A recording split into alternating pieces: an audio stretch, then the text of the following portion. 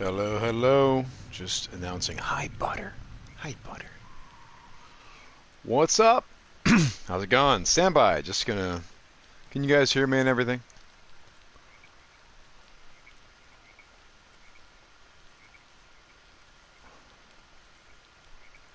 Alright. Stand by. Just gonna tweet out that I'm streaming, which I really should have done before I started.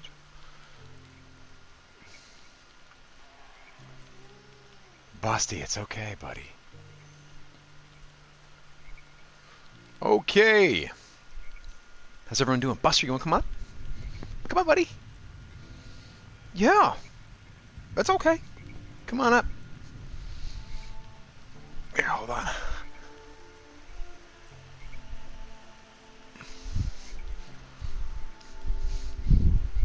What's up, Leonard? Check out the broken road, buddy. I have many dogs here right now. I've got Buster and Leonard, and then they have a guest as I'm watching a friend's dog, little Captain Tap Tap. Alright.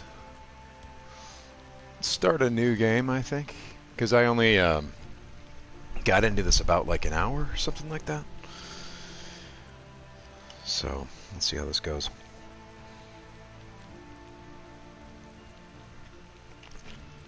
I don't know about hard yet, guys. I don't know about that. I don't know if I'm ready for that. Let's play it a little bit and then we'll decide. No, the stream just started. It is not about to end. You're good to go. Buster, what are you doing? Yes, I think I've fixed at least one link before I went and did this. How's everyone doing today? How's it going? Closer to the cam. I will. Just not yet. Okay, I will. Maybe sooner than I want to.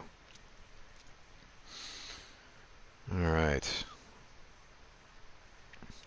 My buddy Nick Wexler will be joining us shortly. He's going to be coming over, throwing on another headset, and then we're just going to, I don't know, play and, you know, do stuff. So wait, for Europe, is this a good time for you guys? What time is it over there?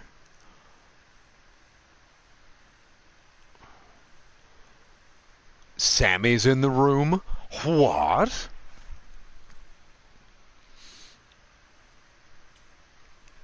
Midnight. Oh, well, that's not terrible.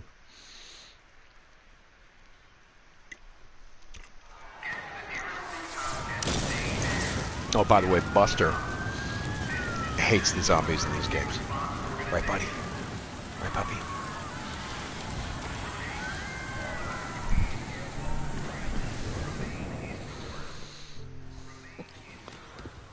Yeah, she's burning up. The knife must have nicked her kidney or something. She's turning septic. How you doing, little sister? So stupid. It was this little kid. This goddamn little kid. The big goddamn knife. Hey, help me. Interesting. So, as I recall, these scenes, these flashbacks, I think were happening in a different order in the story. Flag down one of those choppers. Interesting.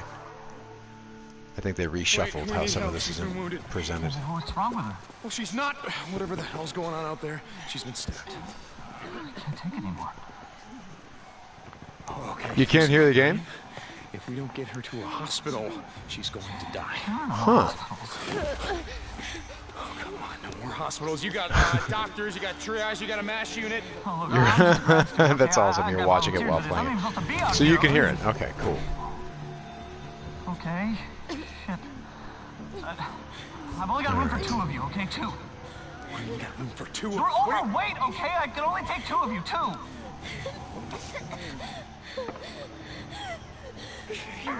Come on, help me, come on. All right, sweetheart. That's okay. You're gonna be all right. I got her. I'm gonna be right back. Yeah, so this was like the capper of a whole backstory that we did. We gotta get on that ship. With a whole bunch of There's only scenes room that for two on happened that chopper. when this started, this whole night. Go. I'm imagining you're going to see some of these flashbacks later in the game. But I think, like, Never seen this before. unless I'm mistaken, I think there was some talk of, like, the beginning of the game would be the beginning of the plague, and you'd have to play through it. Or honestly, or maybe that was never the thought. I'm not sure. Where? Refugee camp west of Three Finger Jack. No.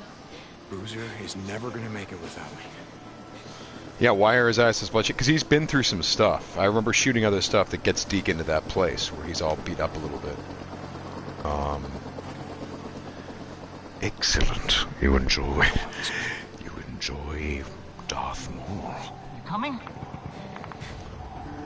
Alright, yeah, no, this is interesting, because, like, John Garvin told me that he reshuffled some things.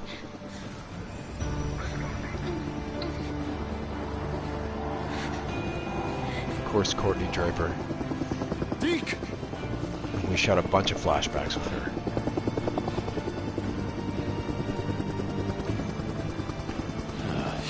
Yeah, I mean, here's the thing, so I obviously shot all this, and I'm aware of the world, aware of the game story and the characters, and I think I've seen most all of the scenes, at least in rough cut format. I know that John tightened it up quite a bit since last I saw, but yeah, it's a little, it's kind of crazy. I mean, in terms of how much time have I played the game so far, probably only an hour in terms of the 4 years that I've worked on this. So this will be really interesting.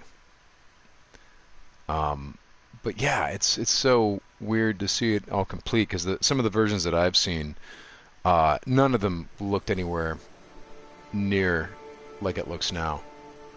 Like it was all very roughed in.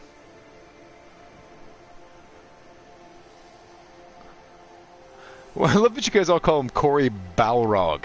You shall not pass! The Balrog! That's awesome. Alright, here we go. Yeah, I think the last time I saw this scene was like lighting past 1.0, where they hadn't really refined this just yet. We lost him. Can't be far. Wait, hold on. Cut your engine. Oh, and this scene, did we reshoot this? Or did we shoot this a couple times? Yeah, we did. There was like two different versions of this scene. Alvarez. And one was with Alvarez. Alvarez. What happened here? I mean, who did this? Was it Rippers? Ah, Force Unleashed. Leon did this. This we actually shot. We shot this, when was this? Not that long before we wrapped, when we went back to this scene.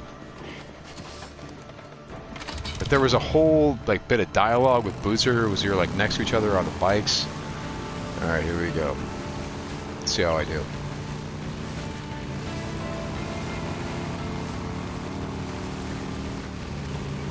But yeah, the early tone of the game, when we were shooting it originally, was very Tango and Cash. Actually, it was very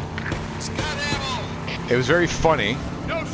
And Jim Perry, okay. Jim Perry is a funny guy, right? Oh God! Ah! It's okay. It's all right, guys. Jim Perry's a really funny guy. So we had this kind of great, you know, serious but adventuresome comedic rapport. And oh God, why? And my dog is he's totally messing with me. It's not my problem. It's not my fault. My problem? It's my problem, but it's not my fault. So oh God, and so this comedic rapport that we had, this sort of Tango and Cash thing, and then next thing I know, we're like doing some of these moments again, and we're shooting them again, but then it's like really super grim. Oh God! Ah! Oh! Oh, wait a second. No. It's not done yet. It's not... Oh, God. I suck. You know what's hard, guys? Trying to search my memory about, like, what this game was like to make while driving. It's, like, really harder than you think to sort of concentrate on, like, what the hell can I tell you guys that might be interesting while concentrating on the game. Okay, so, Buddha, what are you doing? Are you handsome? Okay, so, yeah, okay, the tone of the game was something that we kept revising a little bit in the beginning. And,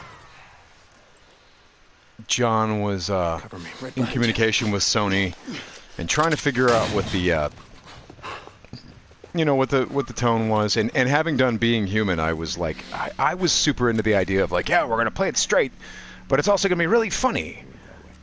So we started doing that for a while, and it wasn't necessarily my idea that we do that, but John had written some stuff, some comedic stuff, and for whatever reason, I guess as the game evolved itself, and the horde mechanics evolved, and everything continued to move, John started pushing things in a very grim direction, very, very realistic direction. I shouldn't say grim, but realistic. And I didn't know what was going on because I come from the world of like, you shoot it, and you probably don't ever get a chance to reshoot it, and whatever you shot, you're living with. So we would shoot something, and then when we would be back like a week or two later, we'd be shoot something with a completely different tone, and I'd be like, I don't see how this lines up with the comedic tone that we did before. I'm really confused. And as far as I knew, what we get shot, that's what we were going to use. So there'd be like one scene that was like a weird comedic tone, one scene that was like halfway through there, and then another scene that was like super grim. And what I didn't understand, and it, was that this was the iterative process that they sometimes go through, or oftentimes go through with Sony projects, and that they budget for this stuff. You know, I come from film and TV, where it's like if you don't get it right, you're never going to get it right. The editors are going to try to save you, but it's your face, and you're going to look like a douchebag. But when John finally, when I finally like expressed to him how uncomfortable I was, he explained to me that this was normal. I was like, oh, it's normal. So it's okay that we're reshooting stuff. Doesn't mean that we're like failing. He's like, no, man, we're iterating on the game. We're iterating on the scenes. We're doing all this stuff, and it's okay.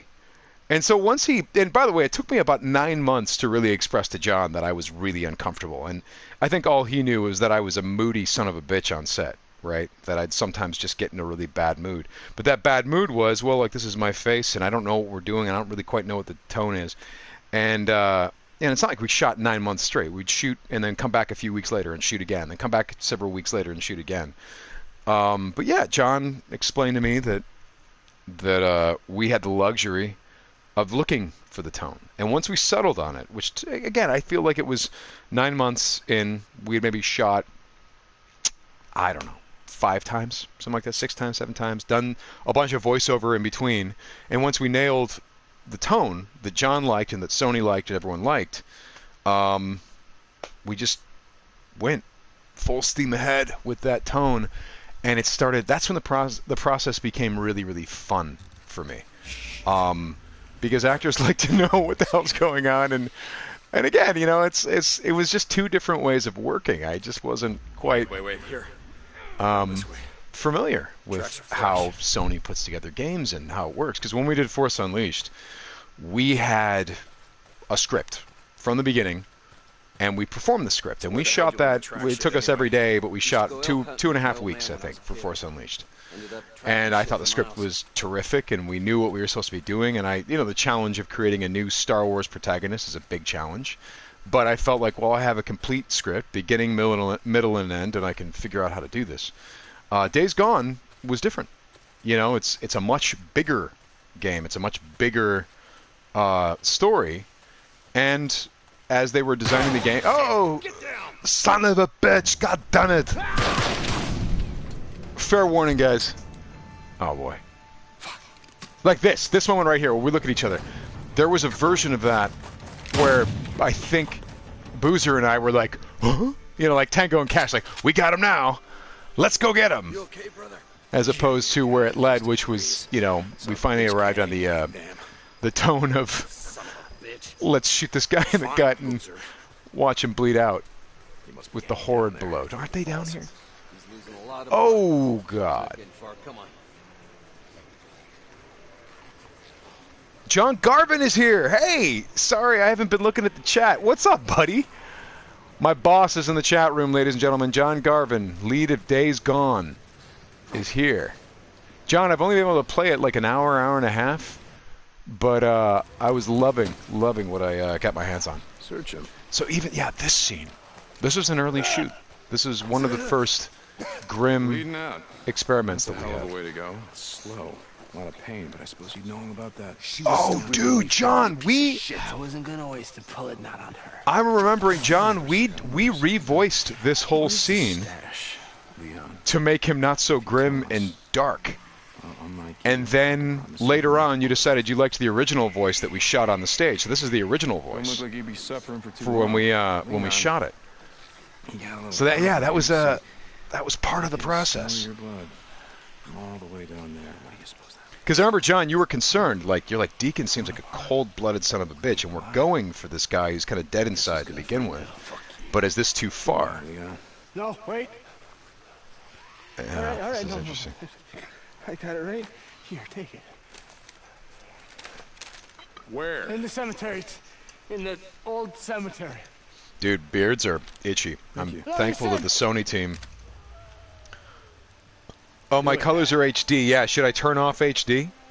Don't leave me out. Oh, does it look bad in the stream, the HD, John? Like it here. I'll switch it off. Good thing John Garvin's here to fix it up, right? You goddamn liar. Okay, sorry guys. Do it. Stand by. Looks great on my TV. And I'll turn on subtitles too. You got it. Do you guys want me to get you a drink or anything while we're at it? Any refreshments? What else can I do for you? Tuck's gonna need something for the bounty. Alright. Okay, stand by, guys. Hold on for a second. Alright, options. No. Yes. Right. Display. HDR. Off. Okay, does that look any better? We'll turn the brightness up to about there. Alright. And then, what else? Audio? Sound effects. Let's put instead of 5.1, let's put it on stereo. That'll be easier for you guys to hear. Dynamic range. Let's do small. What do you think? Let's do night mode so it sort of compresses it a little bit. Guys, see how much I care about you guys? You guys need the Arnold commentary of the game? Okay, okay. Guys, something we do on my Twitch stream sometimes is we do the Arnold Schwarzenegger commentary track on games that I play. If you've ever... We don't want to leave anyone to the freak. If you've ever watched piece of shit like Leon. an Arnold Schwarzenegger movie where he does the commentary, what's awesome about Arnold is that he... boy, John, you're not kidding. The HDR looks so much better. I mean, this is beautiful, but the HDR makes this look so much better. Anyway, so Arnold, if you watch an Arnold Schwarzenegger film, his commentary is always just basically him narrating what you're seeing on screen. So, for example, oh, yeah, this is great, yeah. I remember when we shot this and it was like, this bridge is too windy and topsy-turvy. Yeah, that's great. And then it's like, come on. Hey, hold up. And then it's like, this This is the part when he's like, hold up, we have to like look for stuff. Okay. Yeah, that's right, I remember this. Yeah, this is crazy.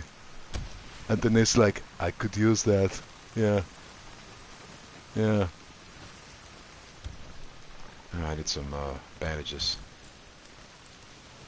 Oh, yeah, this is the part where he's crafting the band-aids to put on his on his bicep, because he took a shot right here, and it's like, I'm bleeding, and then John Milius says, Arnold,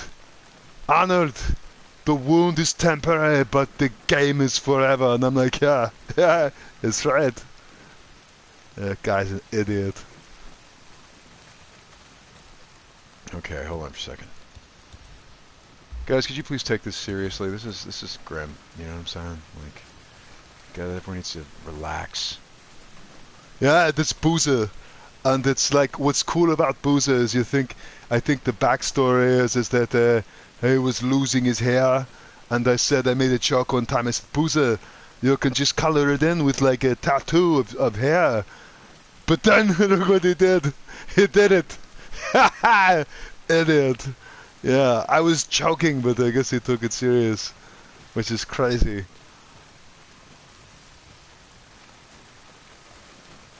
Alright.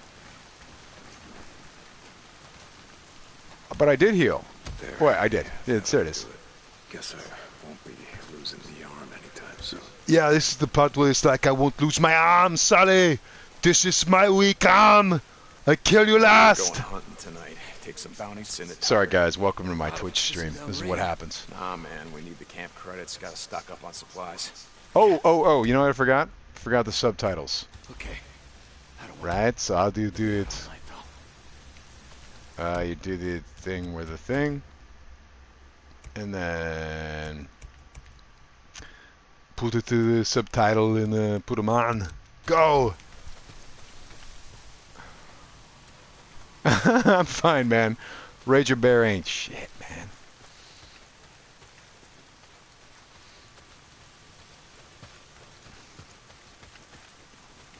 Yeah, John, you weren't kidding about the HDR.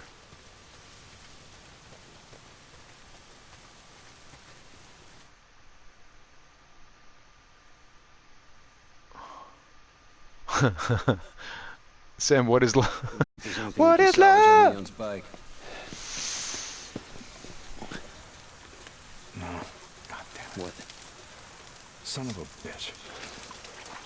Guessing that's the fuel line, unless you just pissed yourself. Fuel pump. Leon.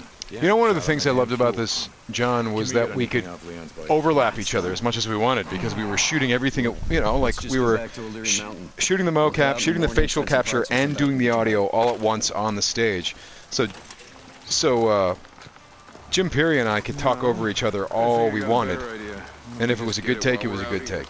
And that was one of the most liberating things in this. Like, in my line of work, you know, you do a scene over and over and over again, and you have to match it. Like, for example, let's say that, you know, I'm saying a line and then I scratch my ear on this one line. Well, I have to make sure that every time we shoot that from whatever angle, that I scratch my ear on that same line. But because of mocap, because it's all shot digitally with these 360-degree cameras around you, if you get one good take, that's all they need. So I never had to worry about, oh, I gotta scratch my ear at that point, or I gotta do this. It's like, I could do whatever I wanted, and Jim could do whatever he wanted. And if John liked it, then that's the way it was. And then he placed the cameras and edited the scene later, after we shot it. You think shit's any different up north? Don't matter. I think it'd do us good. Get the hell away from here.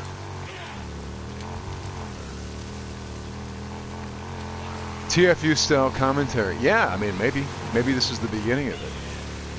Yeah, this is the scene where he's driving, and I'm like, they shot the fuel pump. Damn it! I saw a setup like this a couple days ago. A bunch of rippers blocked the road with an old truck. Come on, help me move it. Yeah, this is the part where Boozer's like, listen, I'm going to need some help, and I'm like, yeah, I bet you are, because you know, you're getting a little thick here. That's right, and then let's do it. And I'm like, Boozer, let's go! Son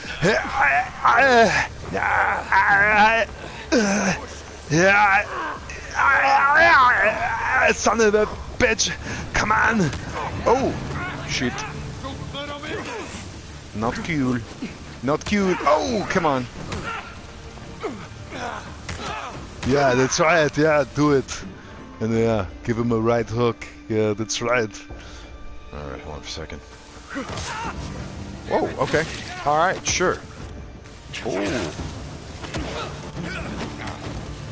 Oh, God. Whoa, okay. Oh, God.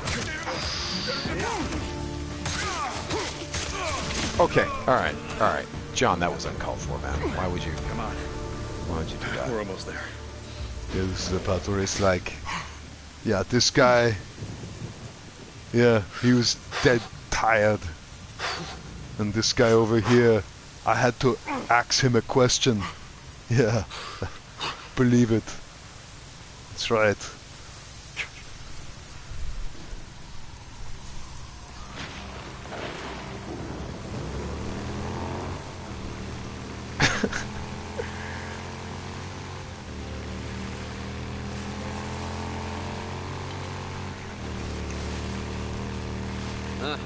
Coming up on the old Nero checkpoint.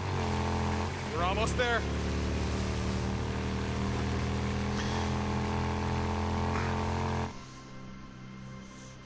How does it feel to finally play Deke? Pretty good, man. Pretty good. I like the controls. Shit, how you want to do this? And I like that you nailed Loan my me your beard shotgun. and I'll didn't walk make me point. grow one out because they're itchy. I like that. By the way, John, can you see Leonard here? This is Leonard. Right here. This is the guy. This is my firstborn. This is my guy. Looks like that checkpoint had him backed up pretty good. Yeah, a lot of good it did him. Toggle the first light, come on! Damn pioneers. Yeah. Shit, look at them all. Bunch of goddamn dumbasses, the lot of them. Were they Oh, thinking, wait a second, hey, wait a Mr. Fred, second. can we sit here and wait till the goddamn horde comes through and just kills us all? Bad way to go out, trapped in a shithole like this. So basically what, John? Like most of these you can check through most people's stuff and take their Spare tires.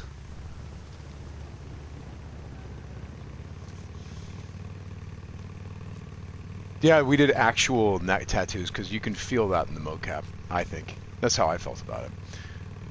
How many hours did we film this? Well, I mean, again, we shot for almost... Oh, I mean, we Jesus. didn't shoot straight for 4 years, but There. we kept working on it and Come coming on, back to it let's go. for like almost 4 years. Hey, hold up. How many Molotovs you got left back here? Let's hit it on the way back. Leave it. Yeah. Leaving my ass. The other thing is the bitch. You're beginning of hoping this someone's story. We had Deacon be extremely gruesome, and he was a real bastard. And Sounds like I a think great some of wish. that has been scaled back a little bit. That maybe he was a little too unlikable. Come on, do it! I'm here! Kill me! I'm here! Do it! Come on, do it now! Oh God! Uh-oh. Deke. Deke. Hey, Deke. Bro. I think it's dead. Huh. This is the part where it's like he's dead. He's gonna dead break my already. And my character's like, alright, sure. Okay, come on. Yeah, it's great. Yeah, I totally remember this. Yeah, the funny thing about this this Going role out there again. about Dick and St. John is that Goddamn refugee camp. Sylvester You only act like Stallone this wanted when you it, think you about know? going out And at the time I was shooting Red Sonja with his girlfriend Bridget Nielsen at the time, and I was playing head games with him, going, "Hey Sly, yeah, your girl needed a few pointers in her trailer after we shot something," and Stallone was like, "Oh no, don't do it," and I'm like, "Yeah, whatever." Oh my God! Wow! Whoa! Oh God! Jeez! Yeah. Yeah, one of those stunt guys, for real, we killed him. I feel terrible about this day, but it was, you know, like it's like Melia said, the pain is temporary, but the game is forever, you know? It's great. Yeah, scrap. What is over here? What's this?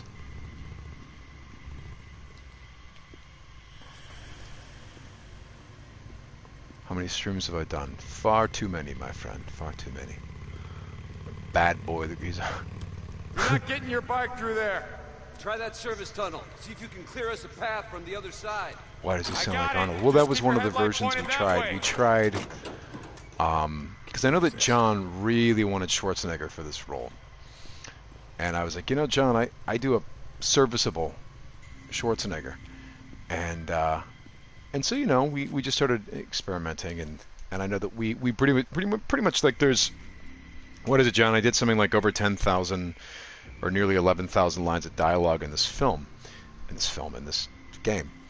And yeah, we did a whole pass as Schwarzenegger. But Sony ultimately was like, you know, it's probably, you know, Arnold's doing his own thing. Maybe he'll get mad at us because we're doing his voice. Oh. Shit. Ah! So, you know, we ended up changing it. We ended up changing the voice. But I still think the Schwarzenegger thing would have, you know, had its place. I think it would have been cool. Got it. Okay. Deacon holds a knife backwards like Starkiller. Yeah, is it a Force Unleashed reference, John? Did you guys reference Force Unleashed in there? Say yes. They'll love it. I mean, even if it's a lie, it doesn't matter. Just say yes. In the movie The Mist, my character holds his knife backwards, and that was directly a Force Unleashed reference.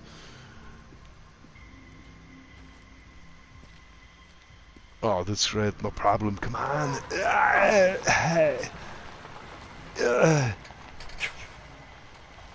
Oh, yeah. Heal myself is probably a really good idea. Why don't I do that? Oh, good. Deke! I didn't plan on this, goddammit!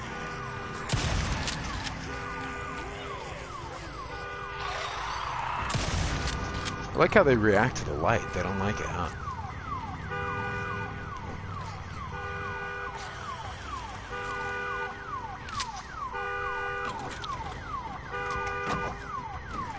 I was the soldier who they sacrificed to the creatures outside at the end of the movie.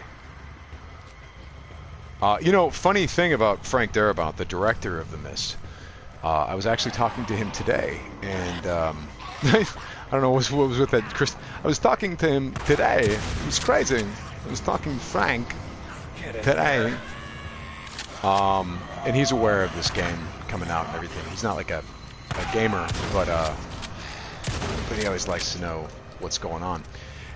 And it was kind of an interesting conversation we had because in a very real way, I can thank Frank as being a contributor to this game because him doing The Walking Dead. Jim Peary, what's up? Boozer's in the house. So Frank kind of, you know, helped really boost and create the zombie craze, you know, with the Walking Dead. And because of that, you know, I mean, John Garvin has said Walking Dead is one of the inspirations for this. So without Frank, maybe I wouldn't be working on this game for 4 years. So many people to thank. John Garvin's one of them. But yeah, Darabont, you know, kind of the feel of this is. It's got a little Darabont in it, so I think it's kind of fun. I was talking to Frank about that today and showing him pictures and stuff.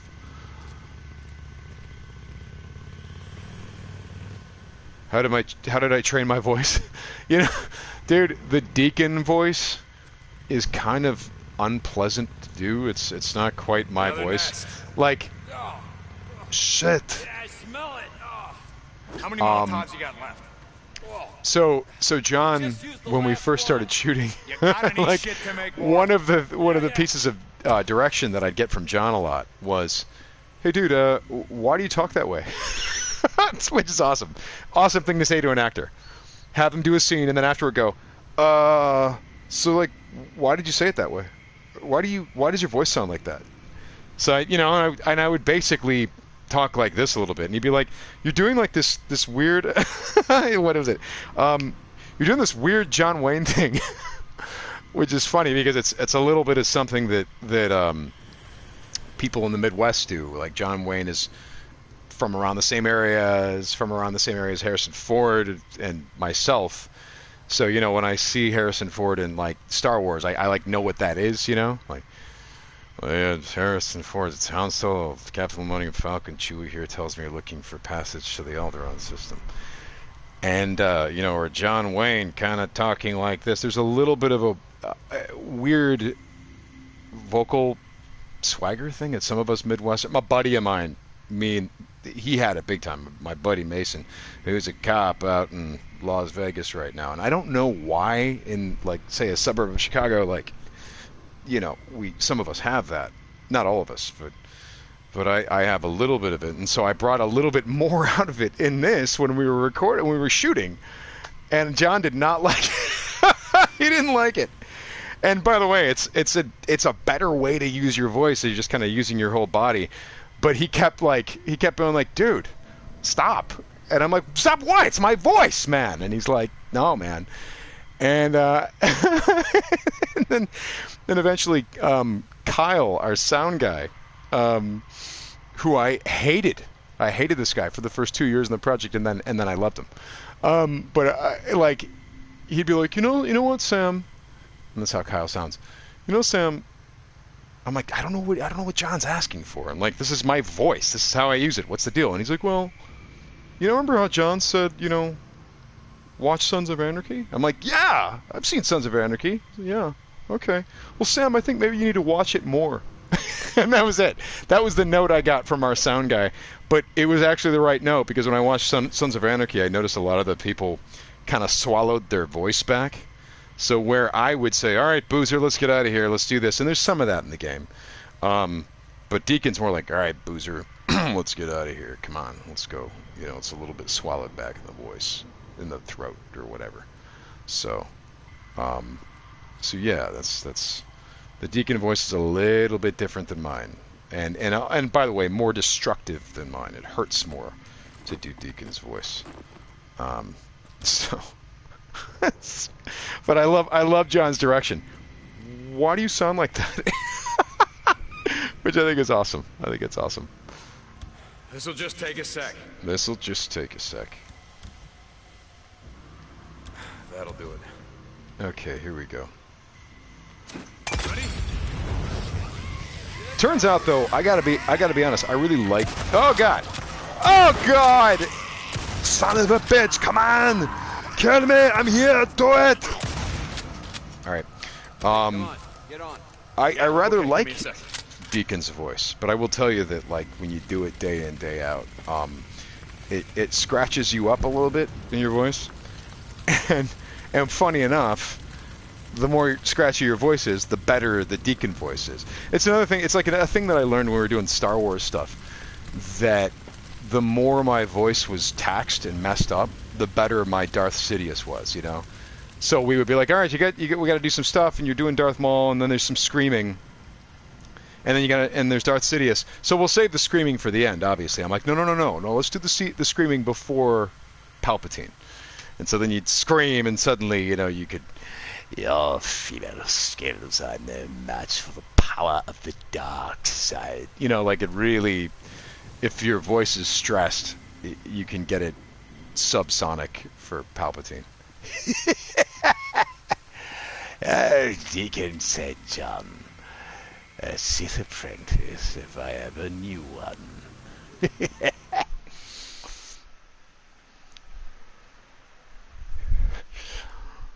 Yeah, it's a stressful thing.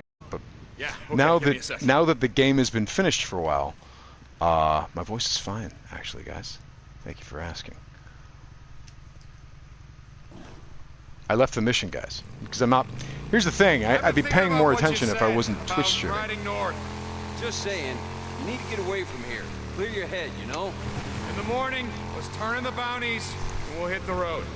Hell yeah, brother. Crash Now you're Tones talking. tour. Yeah, guys, here. Well, I made this. I made that. Here, where is it? There. I made it. It's a record. You wanted a freak There's show. links here on the Twitch page. Shit. If you want to check it out. This is crawling. It's a record, guys. Look. You see? Yeah. Give you my best Hulk Hogan. All right, brother. Get up there and eat your vitamins. Pray to God. Let's go. Come on, little Hulkamaniacs. I have never tried a Hulk Hogan. I don't know what he sounds like. But you know what? Oh, yeah, by the way, samwitwer.com if you want to learn about the music thing. It's kind of cool. But I may not have a good Hulk Hogan, but I've got a great Macho Man. You just... Oh, yeah, you just right on through, yeah. Right as big, and you pull him down, and I'll just go back into it down the hill. Yeah, find the garage, yeah. Ride the hell out. Ride the hell out of here, Elizabeth. Swear to God, you got a death wish. Yeah. Like I said, not tonight. Like I said, not tonight, Hulkamaniac, yeah. This is another thing we do on my Twitch streams, is people just call out voices and see if I can do them. Like one that we got okay, we've gotten better at, is narrating video games with the rich tones of Morgan Freeman. That's right, walking around seeing all the newts, scrambling for a scrap of human remains. Little treat, not unlike what we used to eat in the cafeteria behind the bars and chains.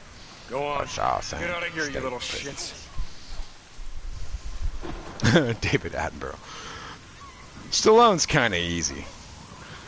This is like a dog like this. I mean, you know, Stallone's a little bit simple. But that's right, we're trying to work on our Morgan Freeman impression. Andy Dufresne. Alan Rickman, okay. Alan Rickman kind of talks like this, doesn't he? Something like that. Hello, Mr. Cowboy. Keanu Reeves, that's a good one. The FBI is gonna pay me to learn how to surf. Well, I know Kung Fu. Oh, Newts. Yeah, that's right. Can I do a Rex Remus impression? Yeah, spot on. But I'm not going to do it, because I need him, you see. I can't cross him just yet. Alright, what have we got?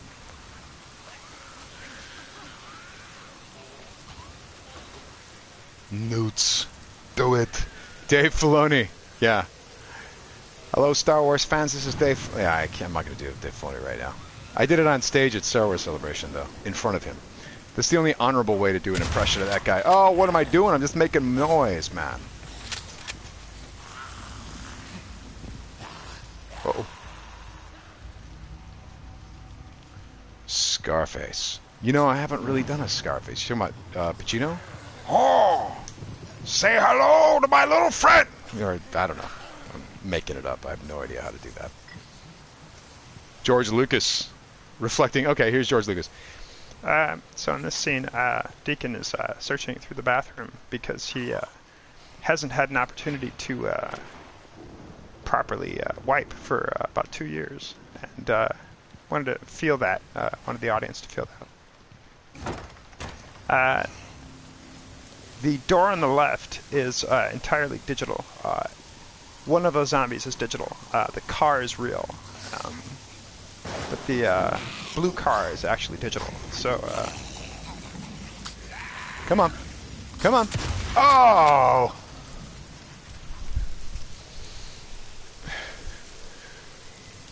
Okay. Doc Brown. It sounds like Doc Brown impersonating Scarface.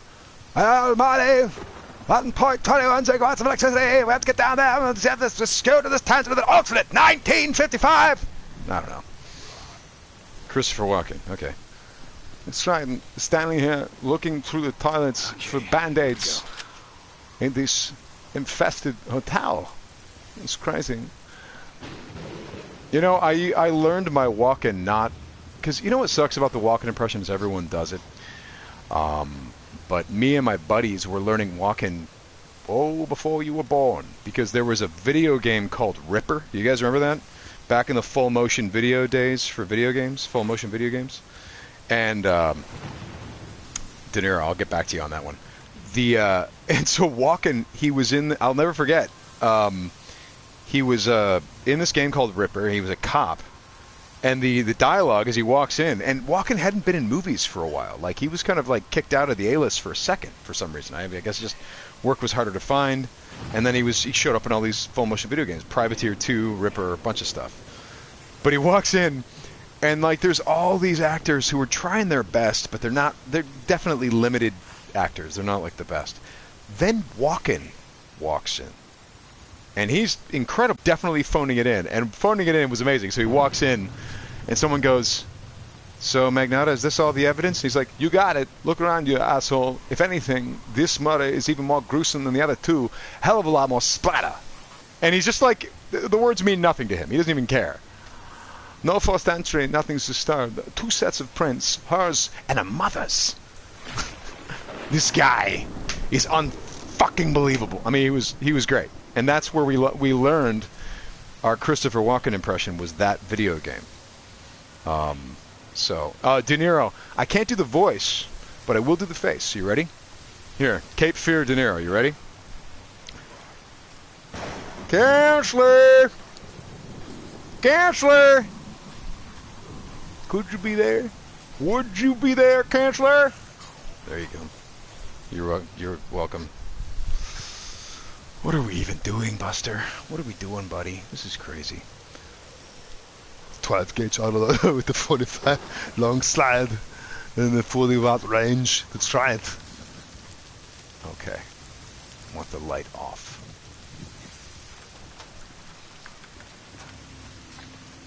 Don't have a good Samuel L. Jackson. Donald Duck. You guys! Obi-Wan, man. I don't like that guy. Anyone who's an Obi-Wan Kenobi fan, you guys are making my shit list. Not cool. Me and him, you know, we go way back. I was searching for Kenobi. Yep. Okay, what's going on here? Freddie Prinze Jr. impression. You know, I mean, maybe, but not really. Not really. And again, you know, like I try... Oh, look, it's a baseball bit. Guys, 100% baseball bit.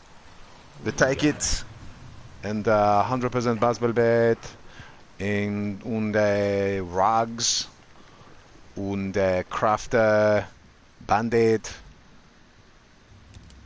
Boom. Oh, guys, I'm terrible at all this stuff. Look, someone was taking a shower and then it fell apart into a bloody mess. It's crazy. Megan Rath. Oh, she's awesome. How do you do a Megan Rath? I do a pretty good Sam Huntington. Hey, everybody! There's your Sam Huntington. Could I say the Sith code? With Sidious's voice. All right. What is it again? It's... Peace is a lie. Your passions give you strength. Through strength you gain power. Through power you gain victory. Through victory your chains are broken by young apprentice. Something like that. All right.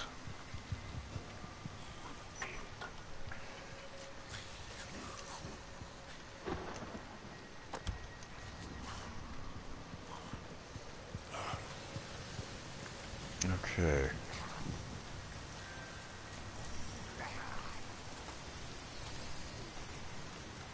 So, Kenobi, you've come to the wrong place, my friend. You have come to the wrong place, my friend. Oh, no, it was. Oh no! But what? Oh, jeez. Oh, now you get 100% baseball bet. Yes.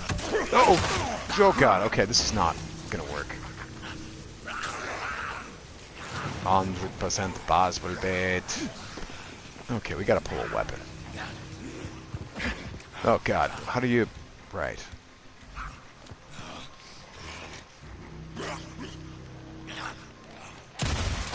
Yeah, not bad. Wow. I'm sorry, dude. You're right. You're totally right. Oh, look at this. It's a bloodbath. Yeah, that's right. This guy, yeah, he's got to get his head out of the toilet. Yeah, that's right.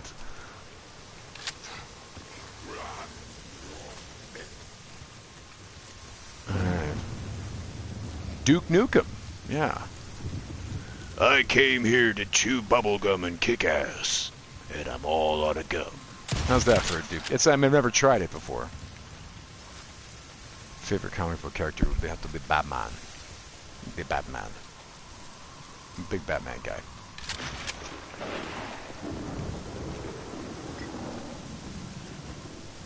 Alright. Is that a nest? Can I burn that out?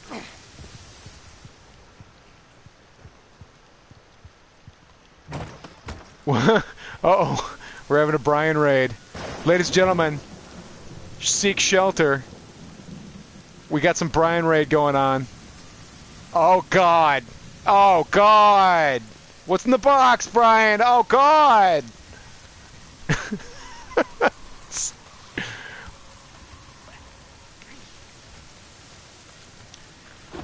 I'm going to burn out a nest. Guys, fight off the raid while I burn out a nest, alright? Okay.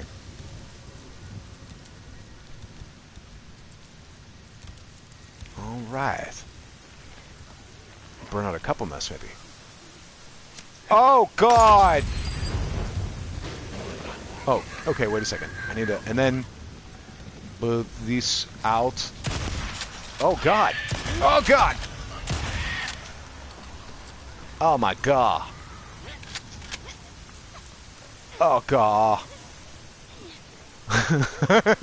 No, Brian is well equipped. He came well prepared, guys. Fight! Come on! Don't give up! This is Brian and Golian right here and I have to take care of it. Do it now! Come on! By the way, so, Detroit Become Human. I bought that game a long time ago. And I hadn't played it until Brian befriended me on Twitter. And dude, it's awesome. It's so cool. I'm so into it. And I'm a huge Blade Runner fan and not steampunk, cyberpunk type stuff. So I mean, it's just a really well-crafted experience. I really, really like it. Alright, I'm going to burn this nest out.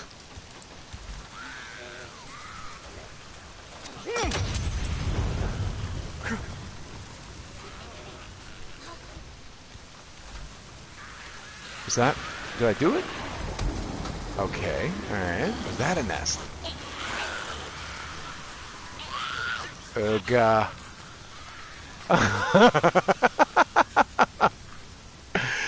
Do it! Revenge. We must have revenge. Fear. Yeah, I mean, again, guys, my Twitch streams are just... I can't say it's quality programming, but it's certainly ridiculous. Fear attracts the fearful. Kevin Conroy, Batman. Okay, I'll try this. Hold on. Joker. It's over, Joker. How's that? Is that alright? Connor impression. Now, here's the thing. I've only played through 2 chapters with Connor. But isn't it like... Here, hold on. Because it's tough, right? Because it's like a deadpan, but there's subtext to it, right? I'm Connor. How's that? Did I do it? Guys, I think I nailed it.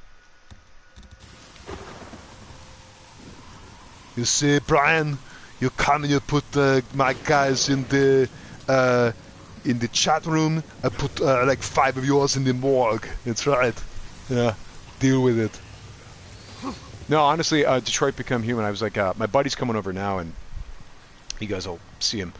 But I was showing him the game, and like, it's what I honestly love about that game is the pacing, the deliberate live a day in the life of these androids pacing. I thought that was really. I mean, it's a brave choice considering these days entertainment is so fast-paced that everyone is trying to basically wave a bunch of colors in front of your face and get you to pay attention. And they don't ever want you to be bored. But the thing is it's in those slower moments that you have an opportunity to stretch out and invest in the environment, to breathe, to think, to do all those things. It's the same thing with like film and TV, like when they you'll be performing these scenes, and there'll be all these nice little pregnant pauses and these moments where your character is thinking, or moments where your character, like, you know, says something and then takes a beat and then says something else. And in some TV shows, they cut all those moments out. You know, they're insecure. They want to make sure that the next exciting thing happens as fast as possible. And the problem is no tension gets grown properly. No tension builds up properly, which is too bad. You know, it's like the difference between someone saying, like, if you got two guys in a car, right? One guy goes, "Hey man, how are you?" And the other guy goes, "I'm fine." But then here's another cut. "Hey man, how are you?" "I'm fine." It's not the same meaning. Putting a beat between, "Hey man, how are you?" "I'm fine." It means something different. And so it's very frustrating sometimes to work on some TV shows when they're trying to cut it down to time and you lose some of those acting beats.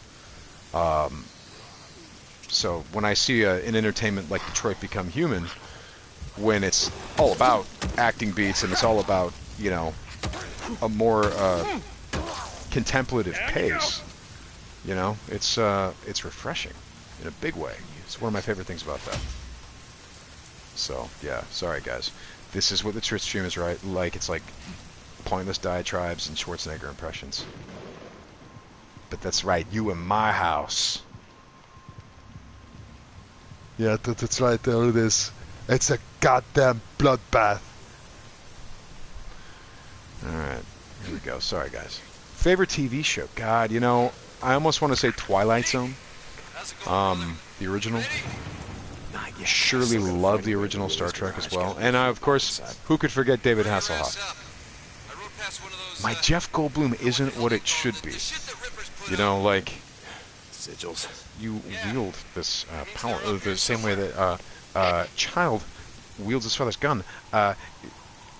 You didn't take any discipline to attain the knowledge, and therefore you don't take any responsibility. Now you're selling it. You're selling. I mean, again, sorry, Boots.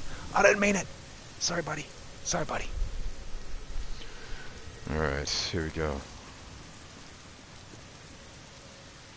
Rick Grimes. No, I don't think I can. There are some I'm not even going to attempt for you guys.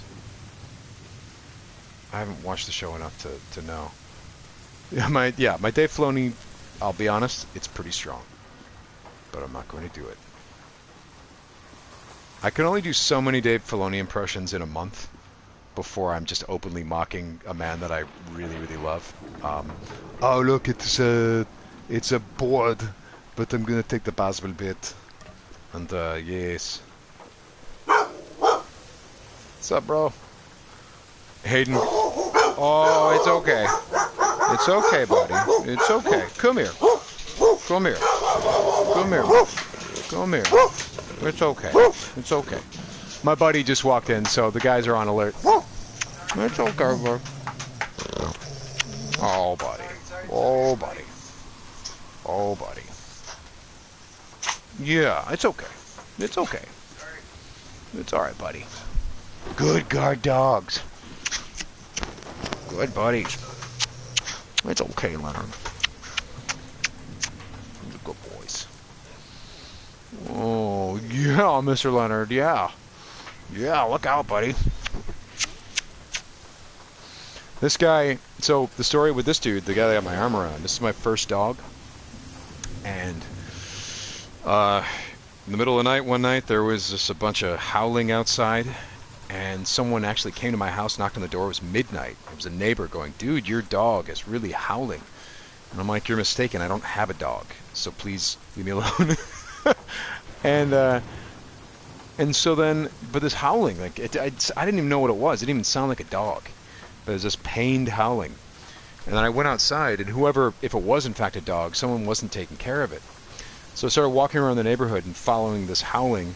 And I followed the howling right back to my own backyard, so that I had this very scary, like when Elliot is going back in the field in E.T. And I go back behind my garage, and I find this dude, a big, muscular American Bulldog boxer mix, and he is growling at me with teeth and everything, kind of letting me know that he's getting ready to attack me, and I was swearing at him, and he's growling at me.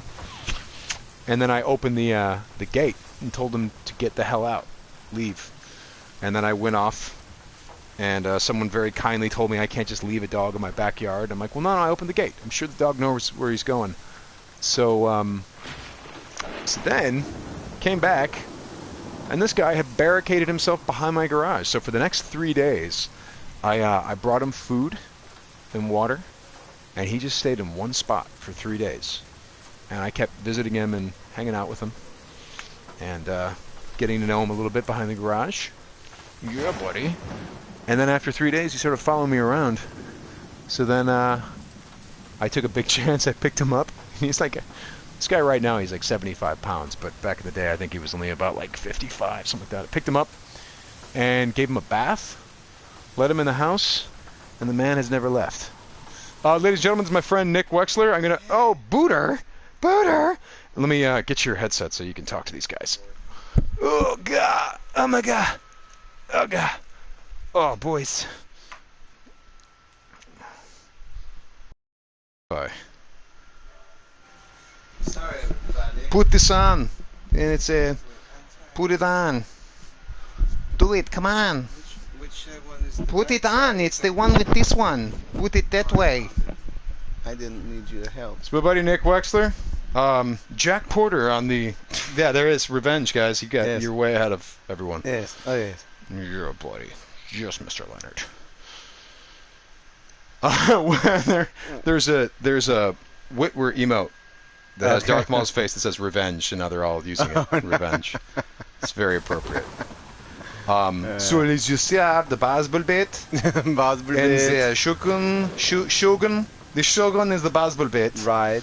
Did you see in the gasoline? The gasoline I could not carry, but there's some gasoline right there. right here on the Basbul bed. And then I'm looking for the fuel. Yeah, there's the gasoline, but I don't want it. I'm looking for the... looking for the... Sorry. The fuel pump. The fuel pump. Yeah. P-A-O-M-P.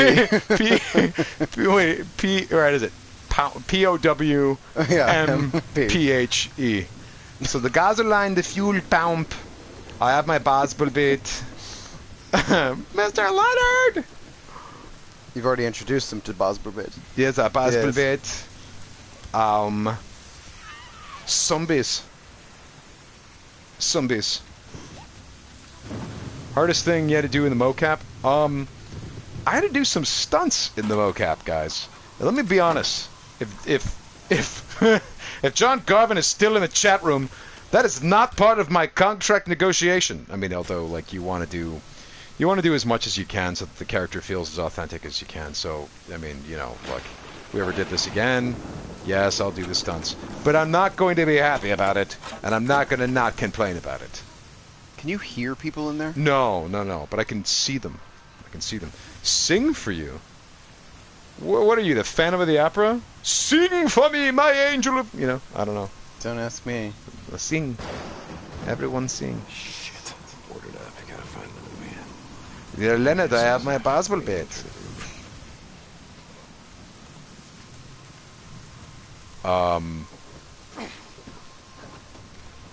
Roger. Oh, God! Kill that child! Oh! God! Yeah, that's right. No. That's right. I love that he's cheering himself on. I know, it's brutal. Can you guys hear Nick as well as you can hear me, by the way? Yeah, this is, Deacon is a real nice guy. Alright, we'll go down here and see if we can find the fuel pump. The boodle? Take a boodle? Does that get him drunk? Have you mocap petted? Oh, God! Yeah, guys, you're right. Feel like a big man? Sorta. I mean, bigger than them, for sure. Yeah, no, technically, Jack Nicholson. That's why I was at. I just want to make sure that you know that you're... A big man. Yeah, like, because I think it. you're a big, like a huge man, compared. Yeah. With Star Wars quotes with the Schwarzenegger impression. Okay, Yeah. You idiot. You've never heard of the Millennium Falcon? That's right. Yeah. It's the ship that made the castle run in less than 12 parsecs. You idiot. It's just fast enough for you. Believe me. Yeah. Yeah, that's right. I'm sorry that my contribution so far has just been burps, but it's gonna get more profound. yeah. Dunita. Yeah, I will, no, it's alright. I'm going to assume a responsibility for losing them and apologize to Lord Vader. That's right.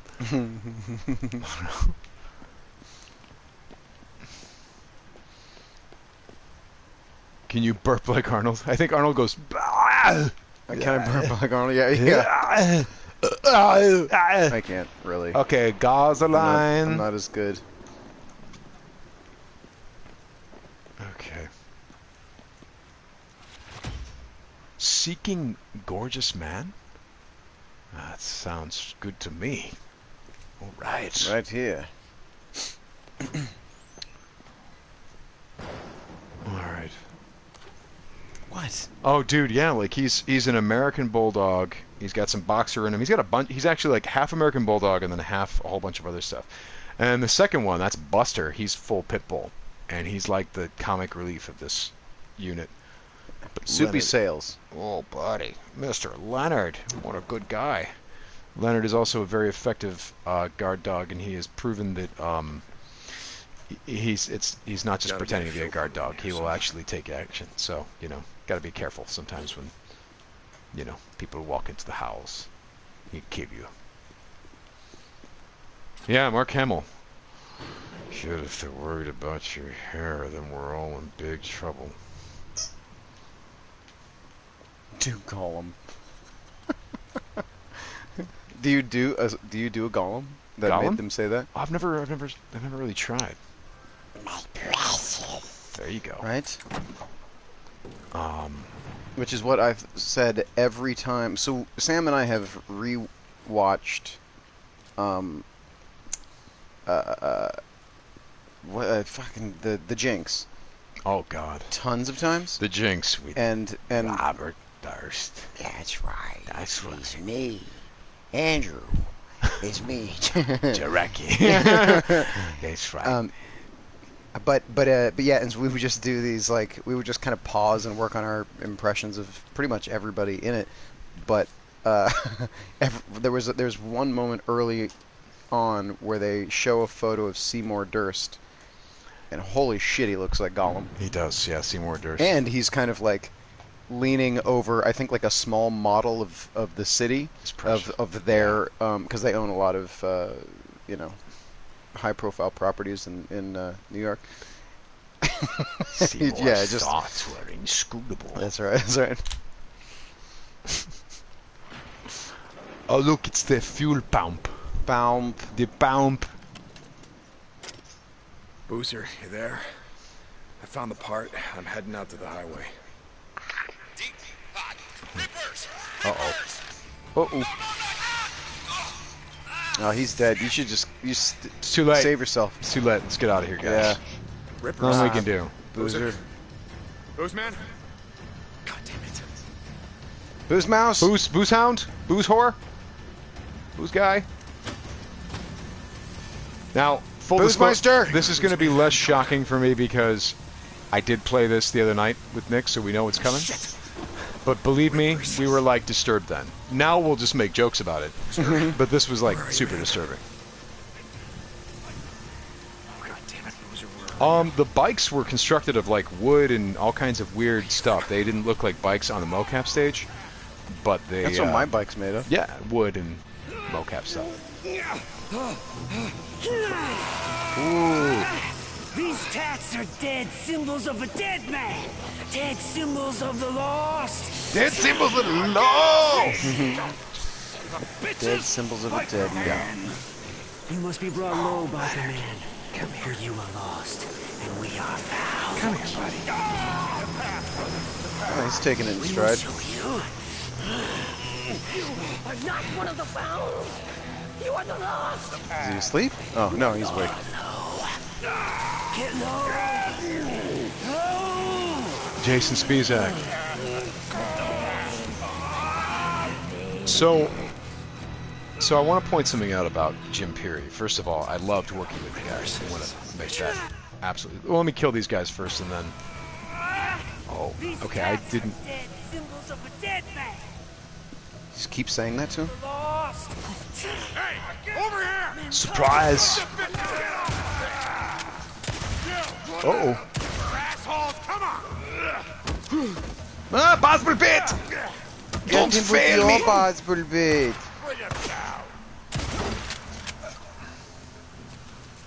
He's fine. He's fine, guys. He's good. He's fine. See? Fucking one. Oh my god. Let me help you up. Oh, you look like Freddy Krueger from the elbow down. Fucking rippers. Gotta go. It's like they were waiting for me or something. Fuck. I didn't see them, and then they were on me. Okay. Mom, don't look at it. Goddamn arm. Possible bit! You don't. Everybody knows that you don't look at a wound, it doesn't hurt. It goes away. Yeah, it heals faster. The problem that he's having is he believes too much in... You just throw it over the guy's head. So, little story about Jim Peary, which I'm probably not at liberty to tell, but I'm going to do it anyway. Which one is that? The guy who... Boozer. Okay. Boozer, my buddy. So this one night, as we're in the middle of a Days Gone shoot, and one night I'm home and I'm like looking at stuff on my phone and looking things up on the internet, and I got into this deep rabbit hole about the Conan Stunt Spectacular at Universal Studios back in the 80s, which was like this big stage show with a big stage and a bunch of like oily, muscly dudes fighting with swords and stuff like that in front of an audience. And then at some point, an animatronic dragon comes out of a hole and like attacks Conan and stuff. And it's kind of awesome. It's like probably a lot of the guys that went on to do American Gladiators were in it and stuff like that. Right. But it was just it's at Universal Studios, the Conan Stunt Spectacular. One guy being Conan the Barbarian, It's all clear. trying to be Schwarzenegger. Screw that. Anyway, the next day, I'm hanging out with Jim Peary on the set of Days Gone. And kind of no barbarian, and we were talking about like some of our first acting gigs, and I was talking about like, oh yeah, I had a line on ER or something like that, and Jim Peary goes, yeah, he's like, my first acting gig, I was one of the swordsmen in this thing called the Conan Stunt Spectacular. I'm like, what? Are you kidding me, dude? He's like, yeah, I was the dude with the two swords. I'm like, that was you? I think because we watched some of this. Yeah, I showed it to you when I was going down the rabbit hole. I'm like, you gotta see this. Because of that? Because I didn't remember that you told me that you knew one of the dudes. Well, because I probably found out the next day. So I was showing it to you one night, being like, look at what they did with this weird... Everyone's fighting with swords. And Jim would tell me some of those muscle dudes would forget their choreography and get a crazed look in their eye and just come at you trying to... And you would just be defending yourself for real. Thanks, brother. Like fucking Buster Crab. Right. Buster Crab-like attack. Yeah, exactly. Just losing his mind. Just once, do the voice of Darth Maul. Jim was the one in Hollywood. And the thing is, man, look, when I was a kid, we took a vacation here once, and I fully, I saw that show. So I wonder if I saw Jim defending himself against an American Gladiator or something. Yeah. If Nitro went after him or some shit. All right. So, see you. Turbo. Nitro. Damn it. Boozer. Rex Remus is Chuck, by the way. Fine. Son of a bitch. I gotta find something for his arm. I've got to find another possible bit. A possible bit. 100% possible bit. Gasoline, possible bits. I love Gasoline and Boswell Bit because you can see how the word would get you there. Yeah. Like the spelling of it would get you there. And then this would be scrapes. Got some scrape. Scrape, Boswell Bit, gasoline, and then put on my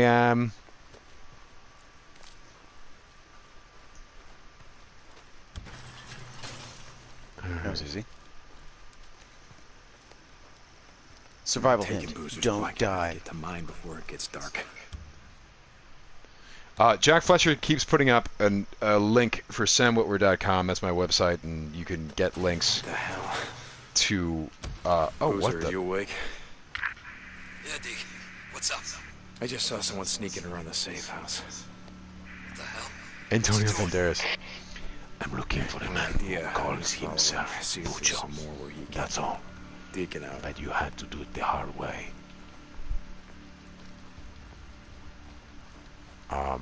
Oh, so anyway, yeah, I did this. I did this record, and Jack. His days gone worth getting. Nah.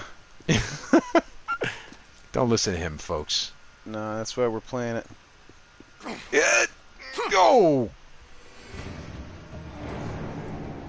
I just broke my knees. Well, look. You know what's funny is I'm used to video game falls where you fall from like 3 stories and you're like, oh! But this is like... And then they just get running again? Yeah. The screen flashes red a little bit. Yeah. Possible bit.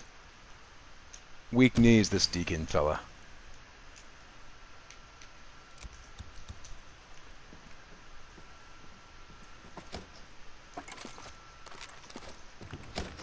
Bolts. Damn it, Boozer, your arm's not gonna be fine. Son of a bitch. I gotta find something. Alright, scrape. Pick up the scrape. Where is him? Okay, 100% baseball bit. What else? Gasoline.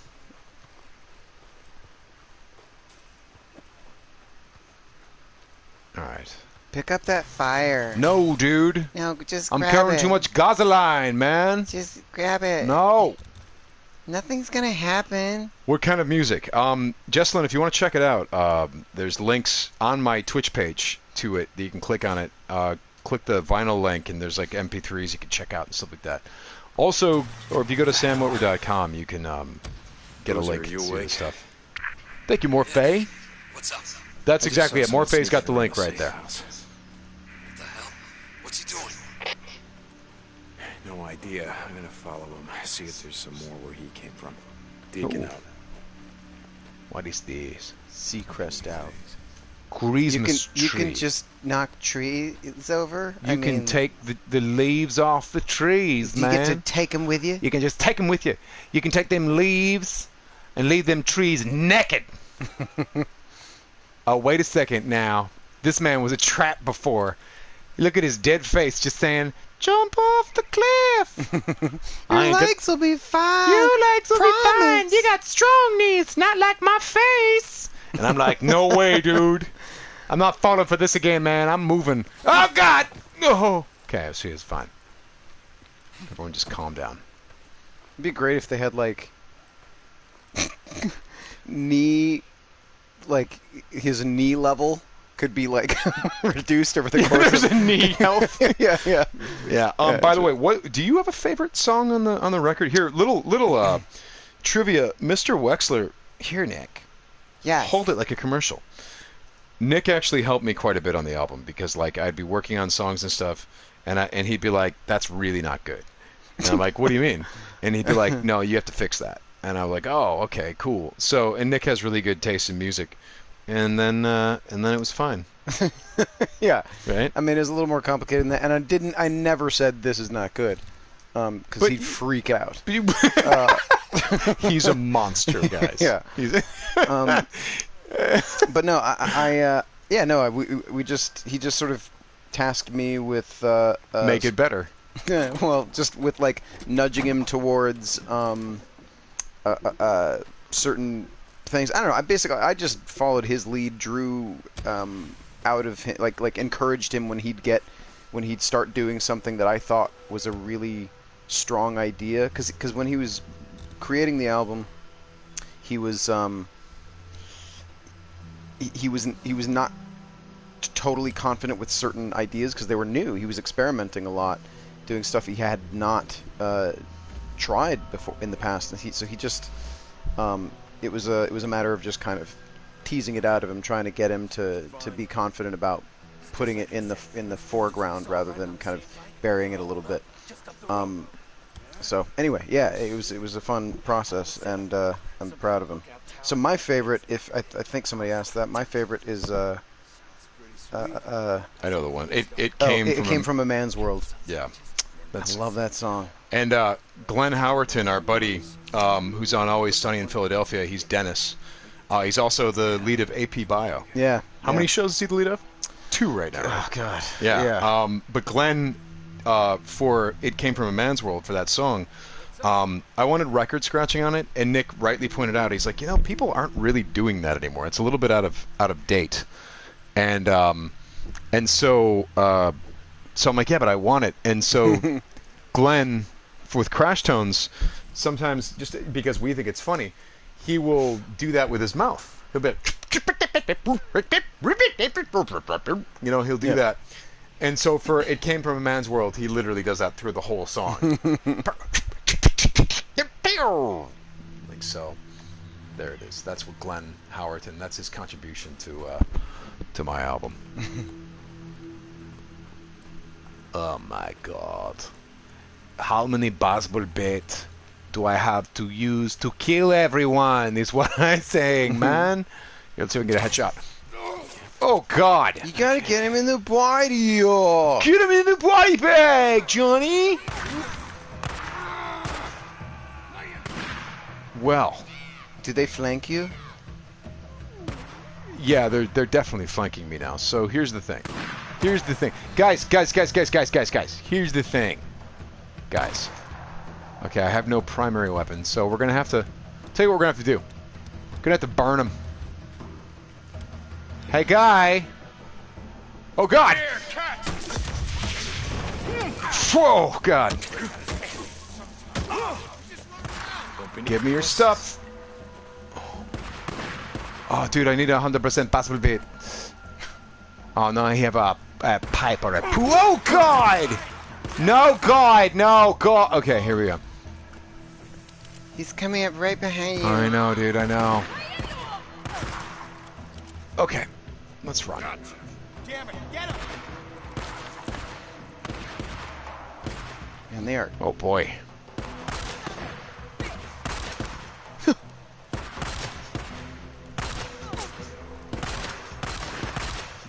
Son of a bitch! There we go.